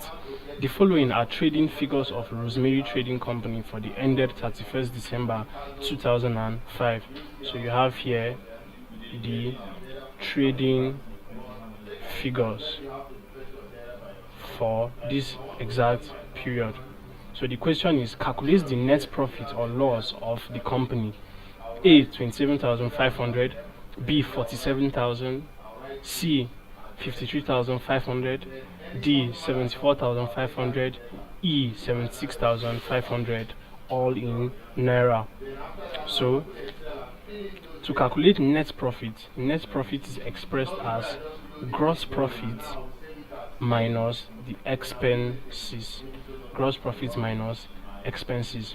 Now, from these trading figures were used to answer questions 36 to 38. So you may want to refer back to the videos. Question 36 was where we calculated gross profit, and 37 we calculated expenses. And from our answers to those questions, on question 36 we estimated the gross profit as 74,500 naira and the expenses as 27,500 naira. So from this, if we subtract that, our net profit is equal to 47,000 naira. 47,000 naira, and 47,000 naira is option B. So that is the correct answer to this question. So please subscribe to this YouTube channel for more videos and for more past questions and answers. Thank you.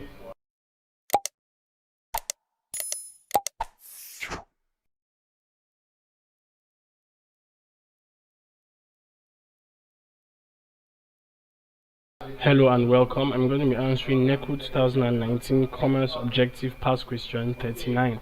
Which of the following is not a quality of money? A, acceptability, B, durability, C, indivisibility, D, portability, E, scarcity. So the concept we are looking at is qualities of money. We are looking at the concept of qualities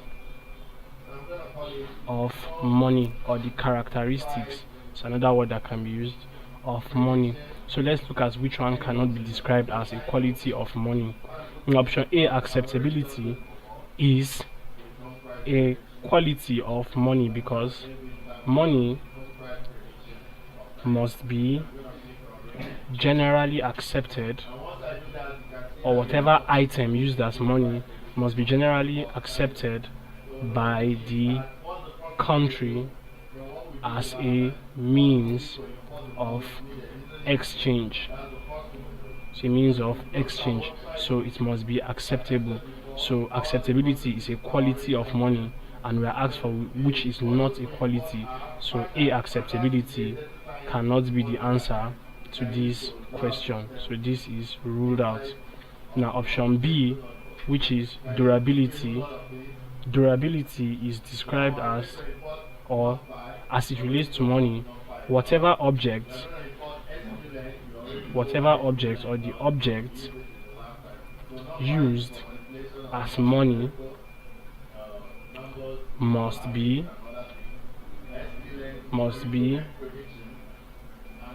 able to last long. It must not be perishable, so it must be durable. So durability is a quality of money, and hence is not the answer to this question. Now option C, indivisibility, is not exactly a characteristic, not a set out characteristic of money. So option C, indivisibility, is the answer to this question. However, let's take a look at the remaining options to see how they relate to money. Now for portability, whatever item used as money must be something that can be carried about from one place to another. So whatever item is used as money must be portable, and that is why it is not the answer to this question, because it is a quality of money.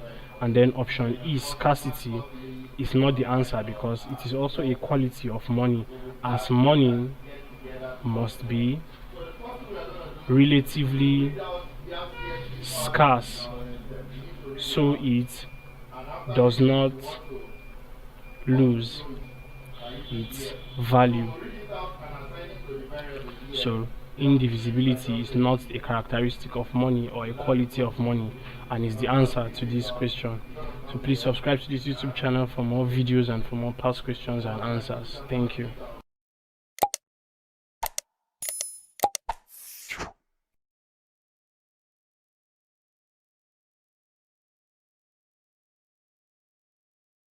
Hello and welcome. I'm going to be answering Neco 2019 Coomerce Objective Past Question 40. Establishing objectives and determining the best way to accomplish them is a management function of A. Controlling, B. Directing, C. Organizing, D. Planning, E. Staffing. So let's look at what each of these functions of management or management functions stand for and which one best fits into this description given to us in the question, which is establishing objectives and determining the best way to accomplish them. So option A, which is controlling, involves setting standards,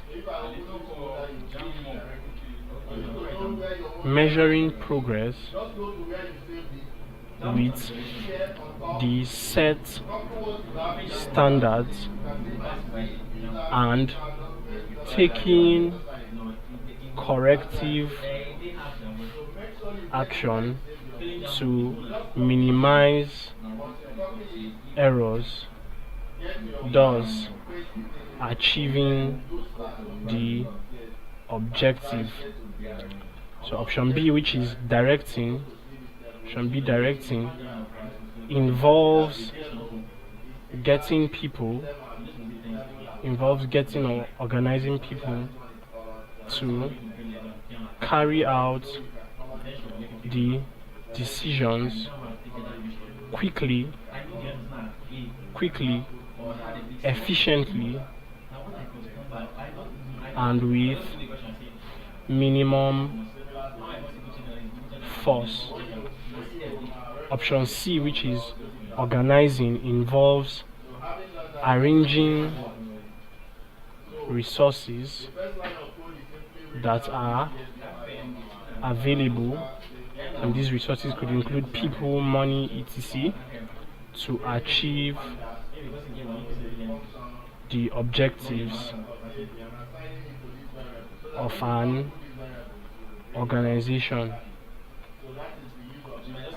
Option D, which is planning, involves setting goals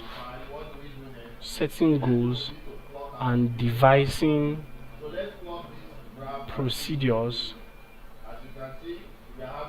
for meeting the goals.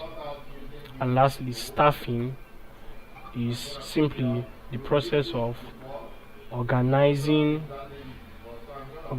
human resources in such a way that the organization has the right people at the right place and in the right positions to achieve the goals or objectives. So from the definitions of these management functions we have looked at, option D, which is planning, involves setting goals.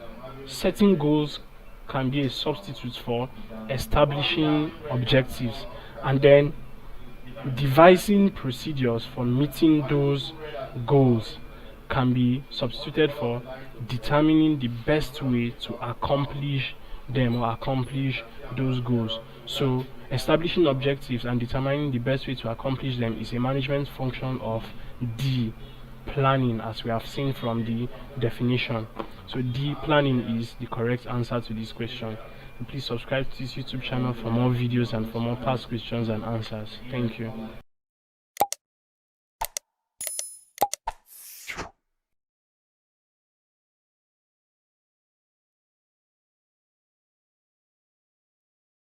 Hello and welcome. I'm going to be answering Neco 2019 Coomerce Objective Past Question 41. The following are examples of products under extractive occupation except A. Cocoa, B. Cotton, C. Crude oil, D. Iron ore, E. Textile. So we're looking at extractive occupation, products under extractive occupation, and the extractive occupation or industry involves industries. The extractive occupation involves industries which engage in obtaining raw materials and natural resources from the soil or sea. And examples of products under the extractive occupation include cocoa, cotton, iron ore, crude oil, tin, etc. So we have some products here: cocoa, cotton, crude oil, iron ore, textile. So we have said cocoa is an example of product under extractive occupation, cotton, which is B as well, crude oil as well, iron ore. So textile cannot be classified as a product under extractive occupation because textile is under the manufacturing occupation, and manufacturing occupation is involved in transformation of raw materials into finished goods. So the correct answer to this question is E, textile, because it is not a product under extractive occupation. So please subscribe to this YouTube channel for more videos and for more past questions and answers. Thank you.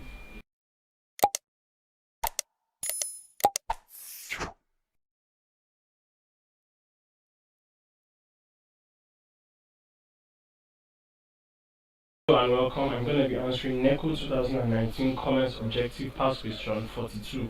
Marketing items produced to satisfy human wants are referred to as A. Commodities, B. Groceries, C. Industrial goods, D. Inventory, E. Consumables. So we're looking at items that are marketable, that are produced to satisfy human wants. So let's look at what each of the options are. Now, commodities refer to marketable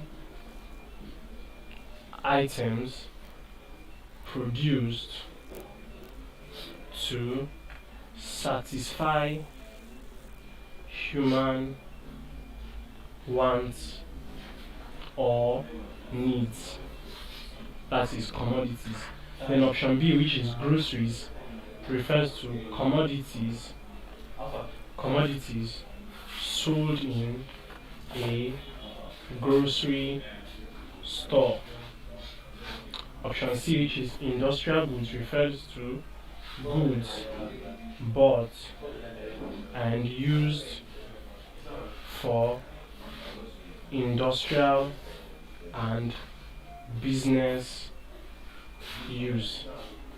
Option D, inventory, means a complete list of items such as property, goods in stock, or the contents of a building. And lastly, option E, non-consumables, refers to any item which may be enjoyed without altering its substance. So we have seen each of the definitions of the options, and you agree with me that option A, which is commodities, refers to what marketable items produced to satisfy human wants or needs, and that is similar or more or less the same with what you have in the question. So those products or items are referred to as commodities, which is option A. Please subscribe to this YouTube channel for more videos and for more past questions and answers. Thank you.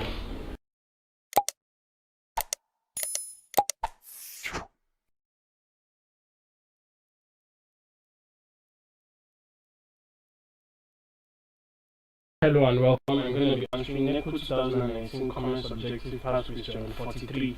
The underlisted are considered before granting loan to a customer except A. Ability to pay back, B. Credibility of the customer, C. Collateral security, D. Financial position of the customer's account, E. Rapport with the bank manager. So we're looking at factors considered before loan is granted to a customer, and we're asked to pick out the factor which is not considered. So let's look at the options and see which factor is not considered. Now, ability to pay back is considered because an individual will not be given loan if he does not prove to have the financial ability to pay back. So this is considered and hence cannot be the answer to this question. Option B is credibility. Now, credibility of the customer is also considered as more credible people or individuals are more likely to obtain loan. So as this is considered, this cannot be the answer to this question. Now, C is collateral security. This is definitely considered. It is considered. Now, collateral needs to be presented as security in case loan is not paid back within the specified period. So the collateral serves as a form of security for the financial institution, hence it is considered and cannot be the answer to this question. Now, financial position of the customer's account is considered and hence cannot be the answer to this question. Now, loan cannot be granted to customers having, let's say, negative accounts. So financial position of the customer's account is considered. Now, lastly, rapport with the bank manager is the factor which is not considered because the rapport with the bank manager is not necessary. It is not considered. So E, rapport with the bank manager, is the answer to this question.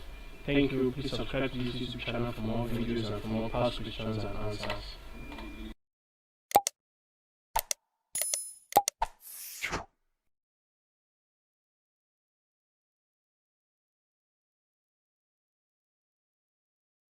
Hello and welcome. I'm going to be answering Neco 2019 Coomerce Objective Past Question 44.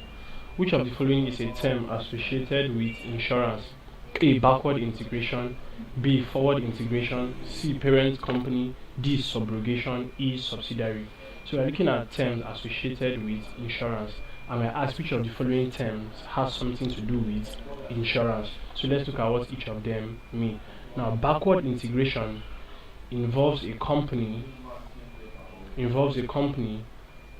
expanding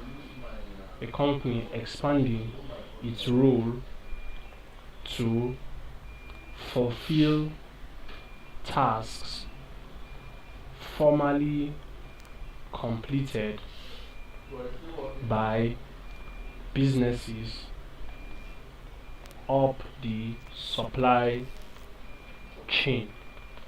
So as you can see, it doesn't really have anything to do with insurance, and hence it's not the answer to this question.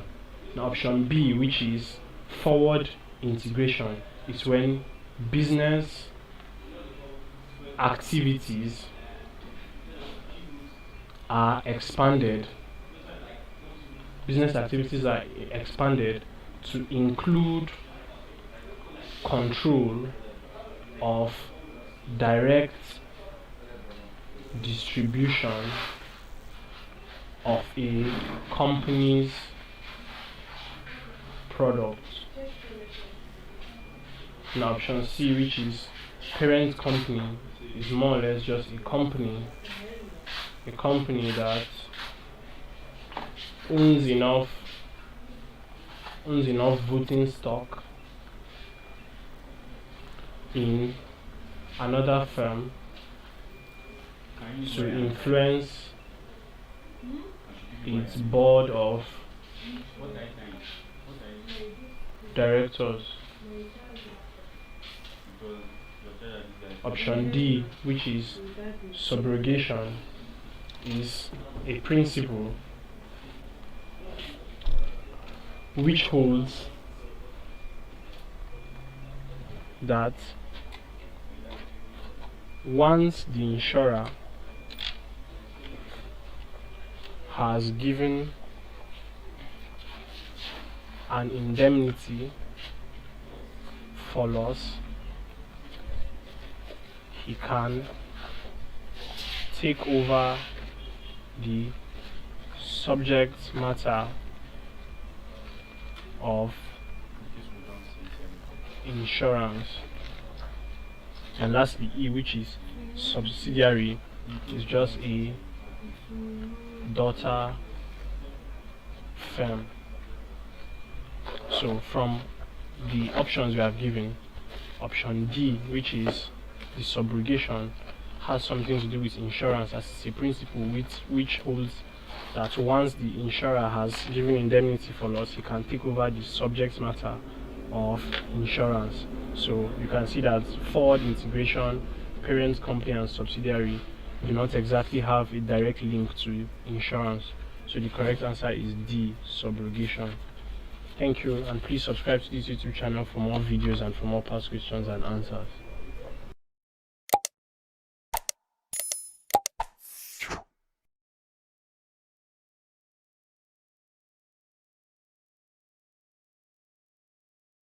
In Neco 2019 Coomerce Objective Past Question 45, which of the following is an advantage of division of labor?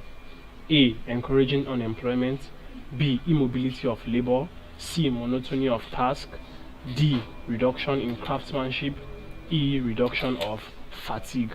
So the concept we are looking at here is division of labor, and division of labor is defined, or is the breaking down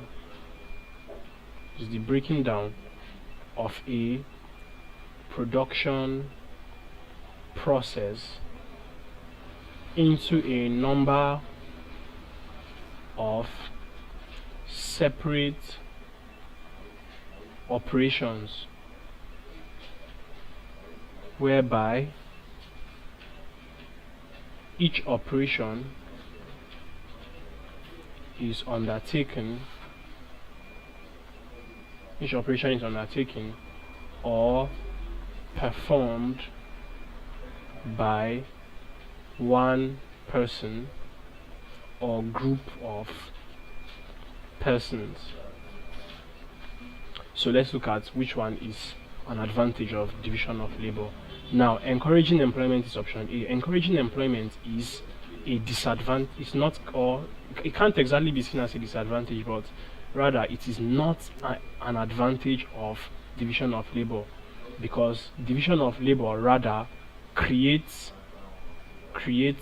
employment, as the breakdown of this labor into bits makes sure that more people or more groups of people are involved in a production process. So encouraging unemployment is not an advantage of division of labor. Now option B, which is immobility of labor, is not an advantage of division of labor. It's not an advantage of division of labor. Option C, which is monotony of task, is also not an advantage. Monotony of task simply means repetition. So that's repetitive effects of task, repeating one task over and over again. So that isn't exactly seen as an advantage. Now, the reduction in craftsmanship is not an advantage. Rather, division of labor enhances craftsmanship, as performance of one function by one person repeatedly will increase the person's skill in that particular work, so the person's craftsmanship cannot reduce. Now option E, which is reduction of fatigue, is an advantage. This is based on the fact that the worker concentrates on only a portion of production, so fatigue is reduced, as he is not tasked with performing so many functions. So option E, reduction of fatigue, is an advantage of division of labor. Thank you, and please subscribe to this YouTube channel for more videos and for more past questions and answers.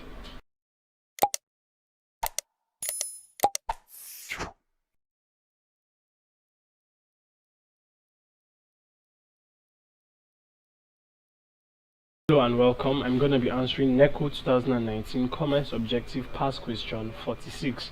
Working capital can be calculated as A. Assets minus current liabilities, B. Assets plus current liabilities, C. Current assets divided by current liabilities, D. Current assets minus current liabilities, E. Current assets plus current liabilities. So we're looking at working capital. What is working capital? Now, working capital is defined as the amount that is used for the day-to-day running of a business. So that capital, that amount that is used for the day-to-day running of a business, is known as working capital, and it is calculated as current assets minus current liabilities. So if you want to calculate working capital, you just take the current assets and then minus, or subtract current liabilities from current assets, and current assets minus current liabilities is option D. So option D, current assets minus current liabilities, is the answer to this question. Thank you, and please subscribe to this YouTube channel for more videos and for more past questions and answers.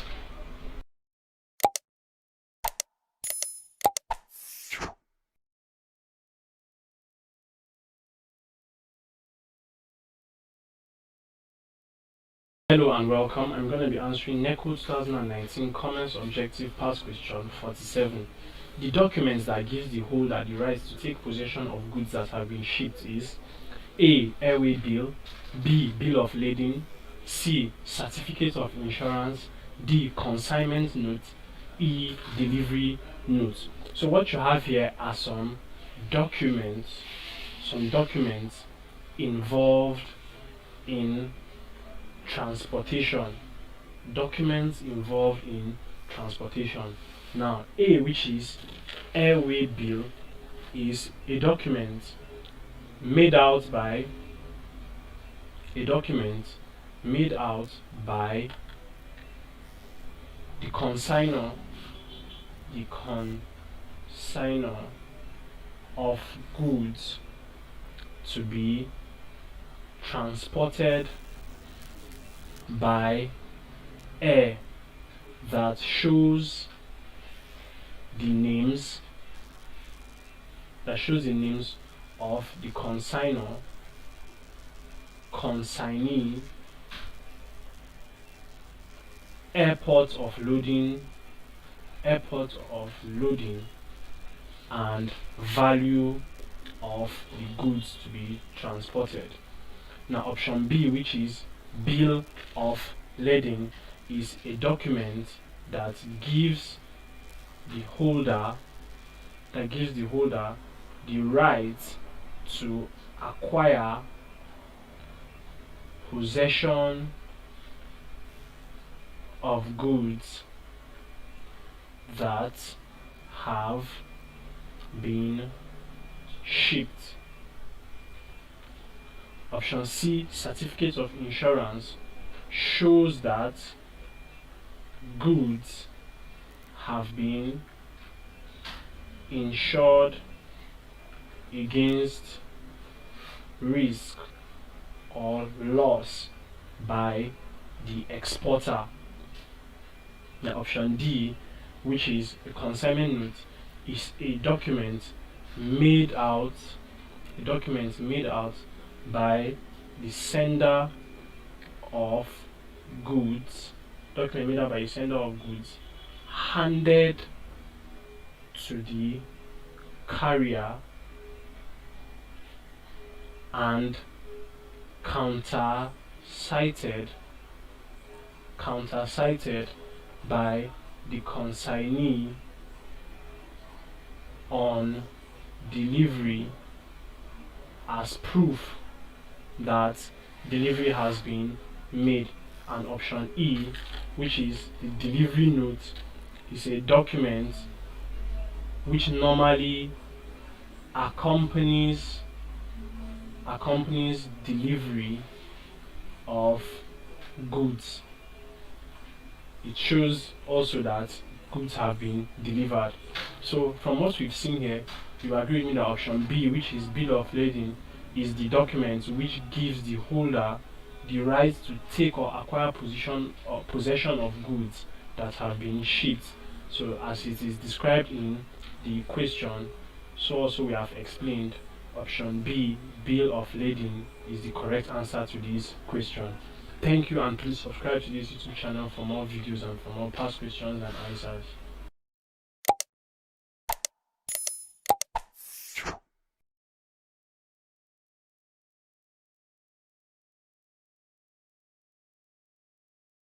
Hello and welcome. I'm going to be answering Neco 2019 Coomerce Objective Past Question 48. Which of the following countries is a member of both Lake Chad Basin and Niger Basin Commissions? A. Ethiopia, B. Libya, C. Nigeria, D. Somalia, E. South Africa. So we're looking at two associations here, or commissions. You have Lake Chad Basin and Niger Basin Commissions. So the first one, which is the Lake Chad Basin, it was set up to foster cooperation among countries sharing a common border with Lake Chad, and these countries are Nigeria, Chad, Niger, and Cameroon. So these are the member countries of the Lake Chad Basin. Meanwhile, the Niger Basin Commission was established by countries located in the Niger Basin to maintain better cooperation on the use of the River Niger. And member countries are Benin Republic, Chad, Cameroon, Guinea, Burkina Faso, Nigeria, Mali, Côte d'Ivoire, and Niger Republic. So from the options, Ethiopia is not a member of any of the commissions, so it's not the answer. Libya is also not a member of any of the commissions. Nigeria, as you can see here, is a member of both the Lake Chad Basin and the Niger Basin Commission. So option C, Nigeria, is the answer to the question. As you can see as well, Somalia is also not among, and South Africa is also not in either of them. So C, Nigeria, is a member of both Lake Chad Basin and Niger Basin Commission. Thank you, and please subscribe to this YouTube channel for more videos and for more past questions and answers.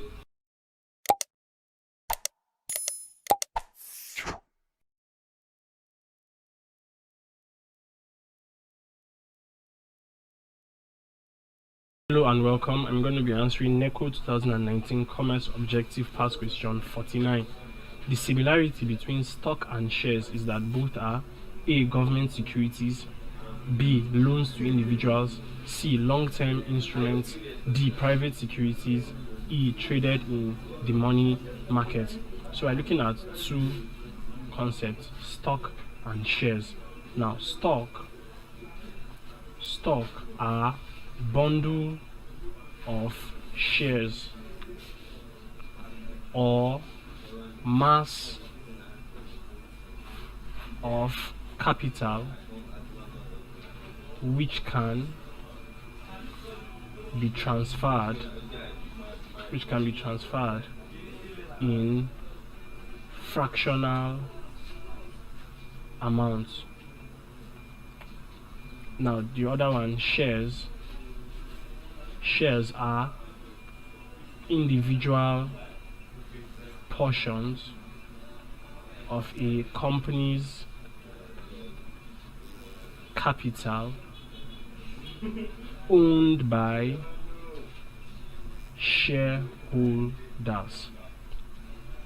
So from the two definitions we have given, the common thing about both of them is that they are both known as private securities.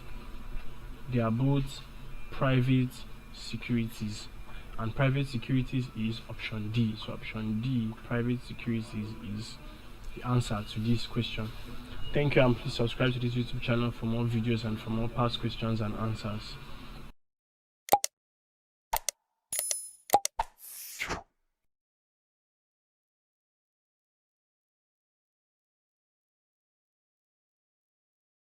I'm going to be answering Neco 2019 Coomerce Objective Past Question 50. Which of the following is not a medium for advertising goods?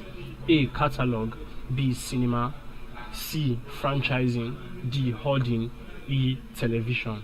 So we're looking at different media for advertising goods.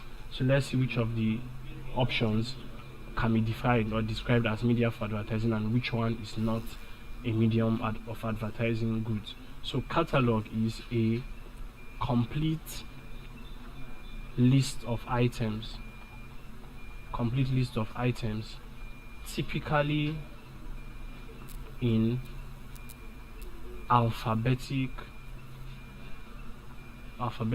order or any other systematic order. So a catalog, being a list of items arranged in a particular order, is often used to display goods that may be put up for sale. So it is a medium of advertising, and hence is not the answer to this question. Now option B, which is cinema, is a theater where films are shown for public entertainment. Now the cinema can also be seen as a medium for advertising goods because at various intervals in a cinema, adverts are shown or displayed in the cinema. So it is a medium for advertising goods, and hence it's not the answer to this question. Now C, franchising, is just a form of business in which the owner of a product, service, or method obtains distribution through different dealers. Now option C, franchising, cannot be outrightly seen as a medium for advertising goods because it's just a means for distribution. So franchising is not a medium for advertising goods. Now let's also analyze the other options to see why they are not the answers. So a hoarding is also known as billboard, and it is a large outdoor board for displaying adverts or advertising. So you can see why it is a medium of advertising goods. And lastly, television is a system for displaying audiovisual information, and similar to the cinema, at various intervals in a television, advertising breaks or adverts may come on for goods and services. So television is a medium of advertising, and hence it's not the answer. So as we have rightly established, franchising is not a medium for advertising goods. Thank you, and please subscribe to this YouTube channel for more videos and for more past questions and answers.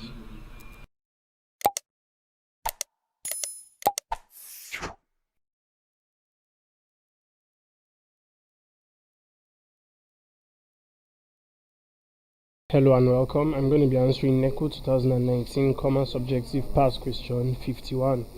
The failure of a retail business due to the establishment of a bigger one in the same environment is caused by A. Competition, B. Improper records, C. Insufficient capital, D. Lack of technical knowledge, E. Non-advertisement of goods. So we are looking at why a retail business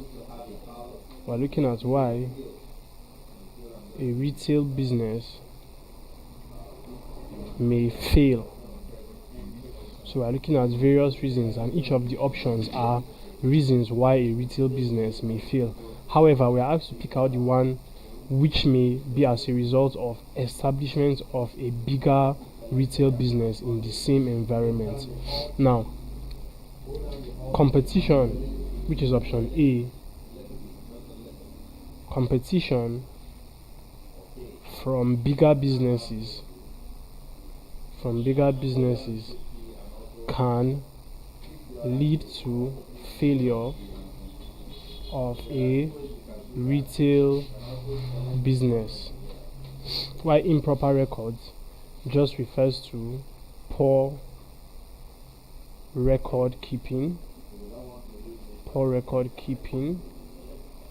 Insufficient capital, as the name implies, refers to inadequate capital or resources. Lack of technical knowledge could also be a reason why retail businesses may fail, due to lack of specialization. And then lastly, non-advertisement of goods. Retail outlets are not known for advertisement of goods. So these are all reasons why retail outlets or retail businesses may fail. And as we have rightly seen, option A, which is competition, which we said the establishment of bigger businesses can lead to failure of retail business due to what is known as competition. So competition, which is option A, is the answer to this question, as it could arise from establishment of bigger retail store in the same environment. Thank you, and please subscribe to this YouTube channel for more of our videos and past questions and answers.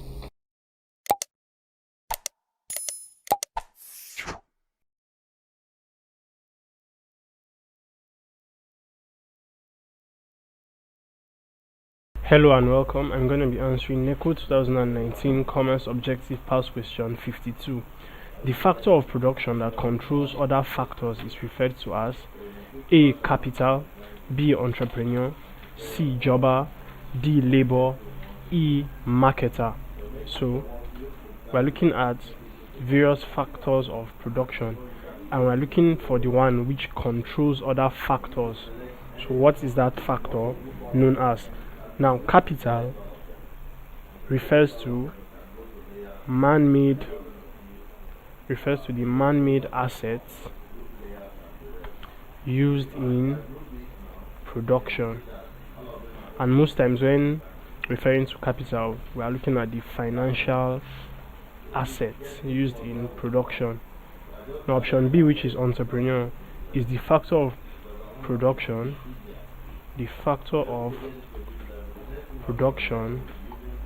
that coordinates and organizes other factors of production in order to produce goods and services. Option C, which is jobber, is not a factor of production. Jobber is a term used in stock exchange for the direct dealer in securities. So it's a stock exchange terminology.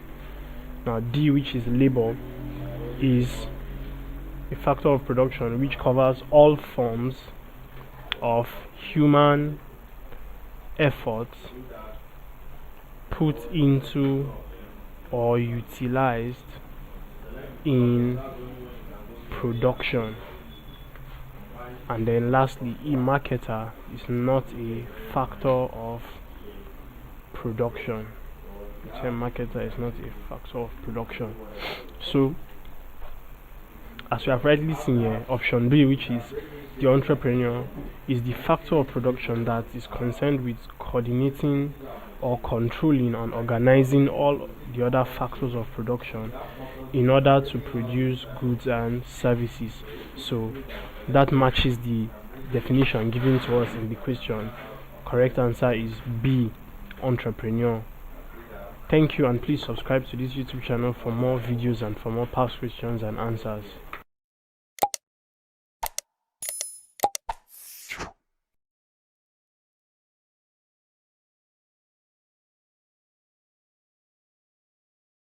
Hello and welcome. I'm going to be answering Neco 2019 Coomerce Objective Past Question 53. Which of these marine insurance policies covers claims for damages or losses caused by the negligence of the ship owner or his employer? A. Accident insurance, B. Cargo insurance, C. Freight insurance, D. Ship owner's liability insurance, E. Life assurance. So we're looking at marine insurance policies, and we're specifically looking for the one which covers claims for damages or losses caused by negligence of ship owner or employees. So let's take a look at what each of the options are. Now, accident insurance covers or compensates in the event of accident, and it is not a marine insurance policy. Now, option B, which is cargo insurance, is a policy entered into to cover goods or cargo carried by a ship to cover loss arising from damage to cargo in transit. Now, option C, which is freight insurance, is a policy taken to cover against refusal to pay charges for lifting the goods. Now, option D, which is ship owner's liability insurance.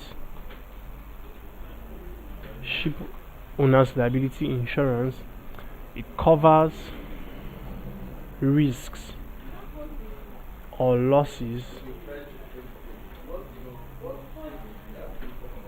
for which the owner of the ship or his employees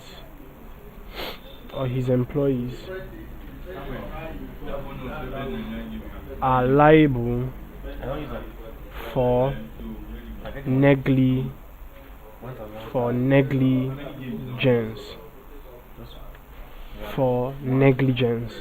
And lastly, option E, life assurance is not a marine insurance policy. So from what you've seen here, we see that option D, which is ship owner's liability insurance, covers for risks of losses as a result of negligence of the owner of the ship or his employees. Therefore, the correct answer is D, ship owner's liability insurance.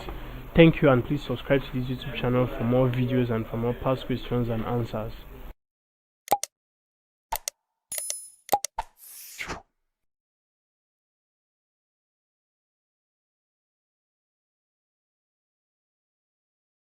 Hello and welcome. I'm going to be answering Neco 2019 Coomerce Objective Past Question 54.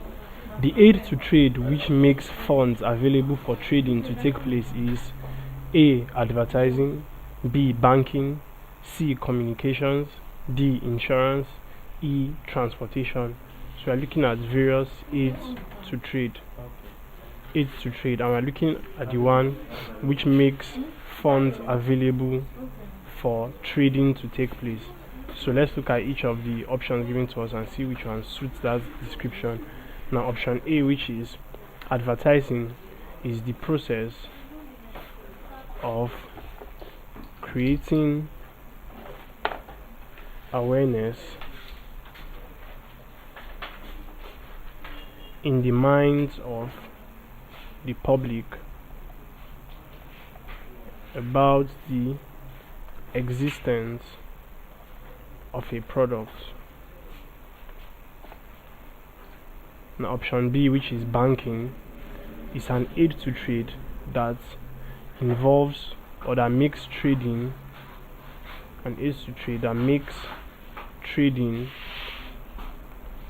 possible by making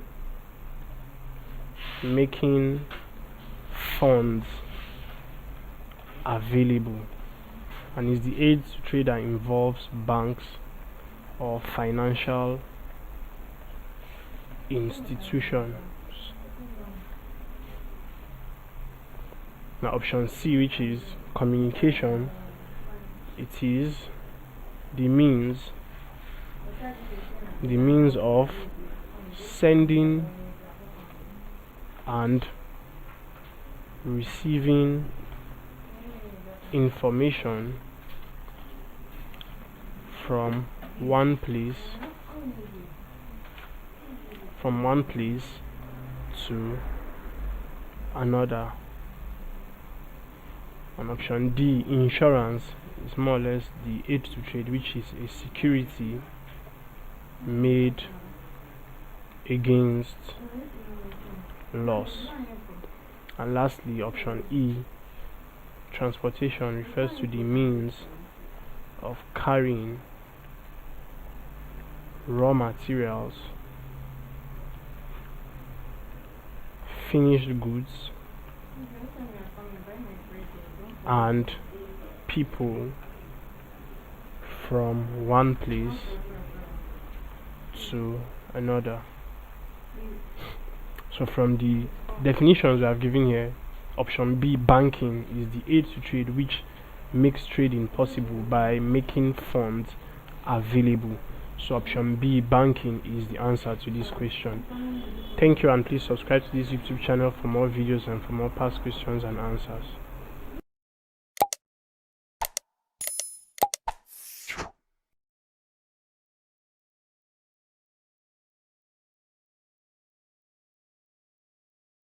Hello and welcome. I'm going to be answering Neco 2019 Coomerce Objective Past Question 55. The booklet that contains photographs of goods manufactured by a firm is called A. Catalog, B. Proforma Invoice, C. Quotation. D. Statements of account. E. Trade journal. So this is the description given to us: a booklet that contains photographs of goods manufactured by a firm. So let's look at each of the options and see the ones that fit that description. Now option A, which is catalog, is described as a booklet which contains colored photographs, features, descriptions, and prices of goods produced by a firm. Option B, pro forma invoice, is a preliminary bill of sale sent to buyers in advance of a shipment or delivery of goods. Option C, which is quotation, is a document used by businesses to list down the specifications of their offered products and or services. Option D, statement of accounts, is just a detailed report of the content of an account. And lastly, option E, which is the trade journal, is a log used to record trade or trades. So from what we have seen, option A, which is catalog, described as a booklet containing colored photographs and also features, description, and prices of goods produced by a company, is called catalog, and that is similar, more or less the same, with the description given in the question. So the correct answer to the question is A, catalog. Thank you, and please subscribe to this YouTube channel for more videos and for more past questions and answers.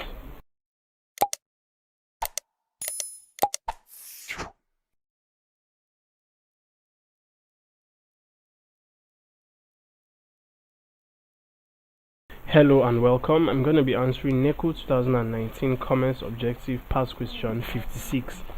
One of the features of a promissory note is that A, can be used as collateral, B, ensures marketability of shares, C, facilitates the transfer of shares, D, must be in writing, E, provides performance of companies.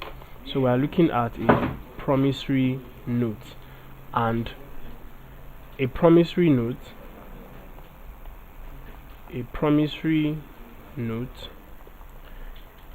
is a legal instrument in which one party promises in writing to pay a determinate sum of money to the other, either at a fixed or determinable future time, or on demand of the payee under specific terms. So this is what is a promissory note is described as. Now, the features. We're looking at features of a promissory note. So let's look at which of them is a feature of a promissory note. Now, option A says can be used as collateral. This is not a feature.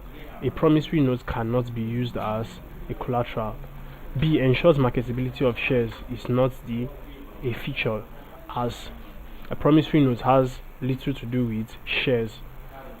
Likewise, option C, like we said, a promissory note has little to do with shares. Now, option D, must be in writing, is a feature of the promissory note, as, like we have rightly defined it, one party promises in writing, so it must be put into, the promise must be put into writing in order for it to be considered a promissory note. And lastly, option E, provides performance of the company, is not a feature, as it does not contain any record of performance of any company. So D, must be in writing, is the answer to this question. Thank you, and please subscribe to this YouTube channel for more videos and for more past questions and answers.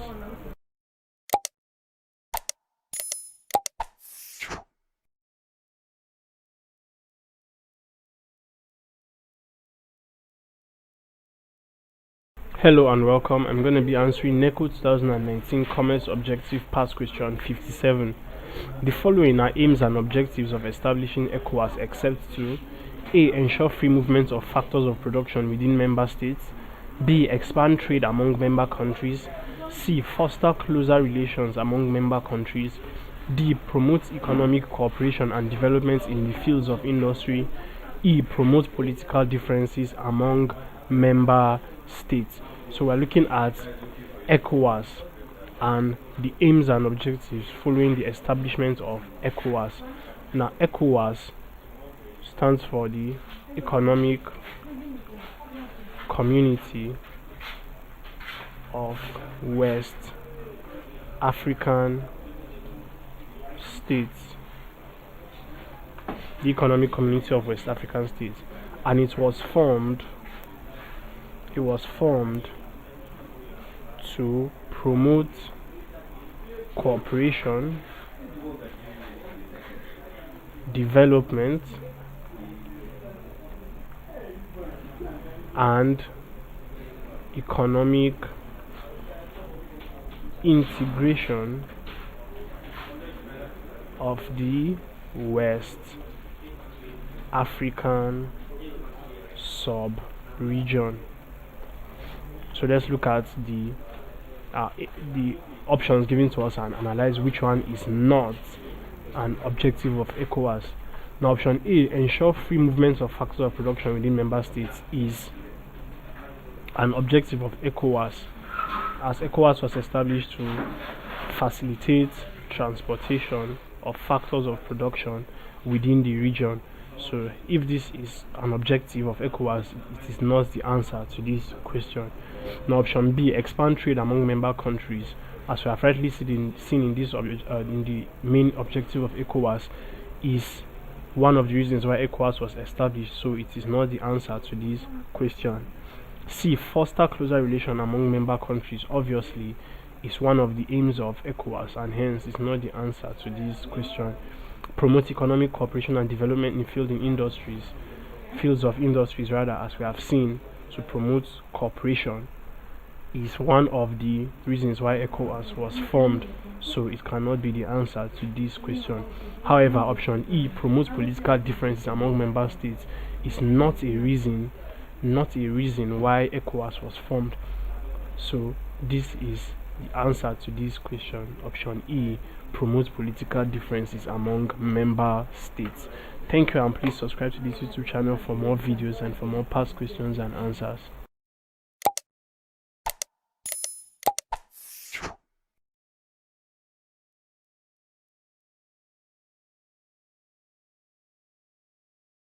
Hello and welcome. I'm going to be answering Neco 2019 Coomerce Objective Past Question 58. A firm can participate in trade fairs by A, awarding prices to its customers and distribution. B, displaying samples of its products for customers to check. C, giving free samples to customers in order to maintain goodwill. D, inviting customers to participate in lotteries and raffle draws. E. Offering low value item as bonus to customers. So trade fairs are often put in the same statement with exhibitions.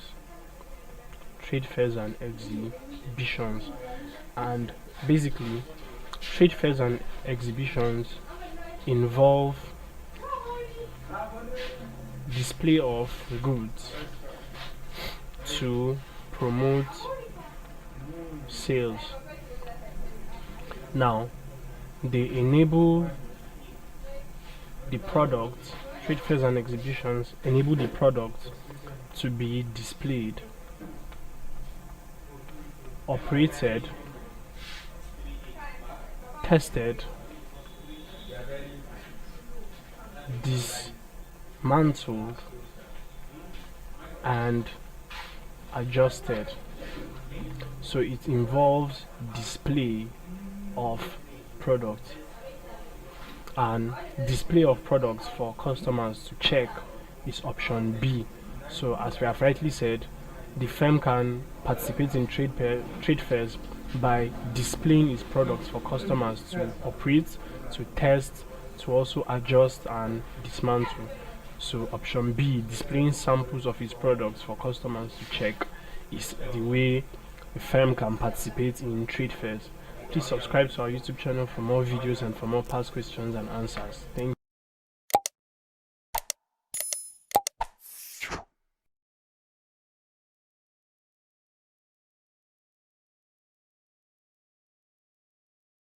Hello and welcome. I'm going to be answering Neco 2019 Coomerce Objective Past Question 59. Which of the following is a feature of cooperative society? A. Democratic control and management. B. Dividend is shared equally among members. C. Limited membership. D. Non-payment of corporate taxes.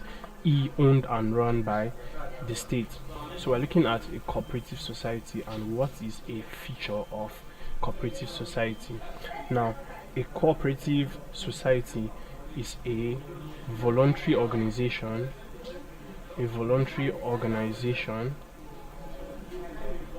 in which individuals, businessmen, and traders with common interests pool their resources together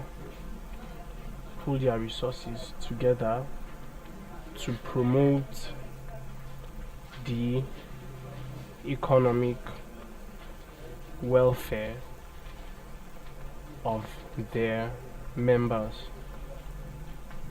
So let's take a look at each of the options and see which one can be classified as a feature of a cooperative society. Now, option A, democratic control and management, is a feature of a cooperative society. Now, this is because the activities of the cooperative society is democratic in nature. Each member is entitled to one vote, irrespective of total shares. So that is a feature of cooperative society. Now, option B, dividend is shared equally among members, is not a feature because dividend is shared according to or based on investment. Now, limited membership is also not a feature as membership is unlimited. Non-payment of corporate taxes is not a feature as the members of the society are still subject to tax. And owned and run by states is not a feature as we have rightly seen in the definition as a voluntary organization made up of individuals, businessmen, and traders. So, as we have rightly established, option A, democratic control and management, is a feature of cooperative society. Thank you, and please subscribe to our YouTube channel for more videos and for more past questions and answers.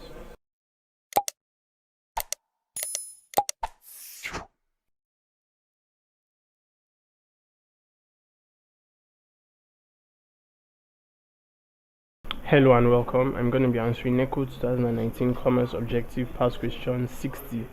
The passing of information from the manager to the lowest staff in an organization is an example of dash communication.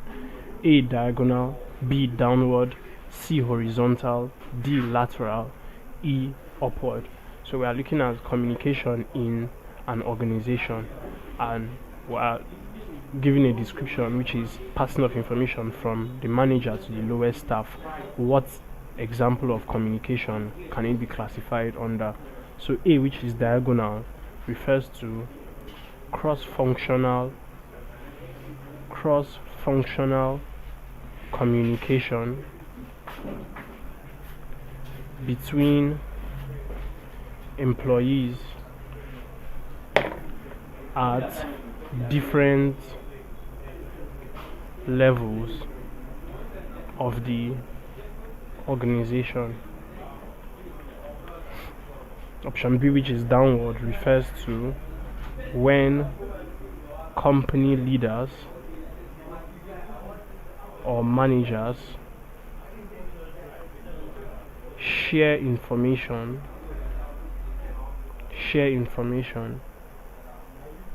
with lower level employees. Option C, which is horizontal, involves the exchange of information across departments at the same level of an organization. D, which is lateral, involves the exchange of information between people or units of an organization at the same level as well.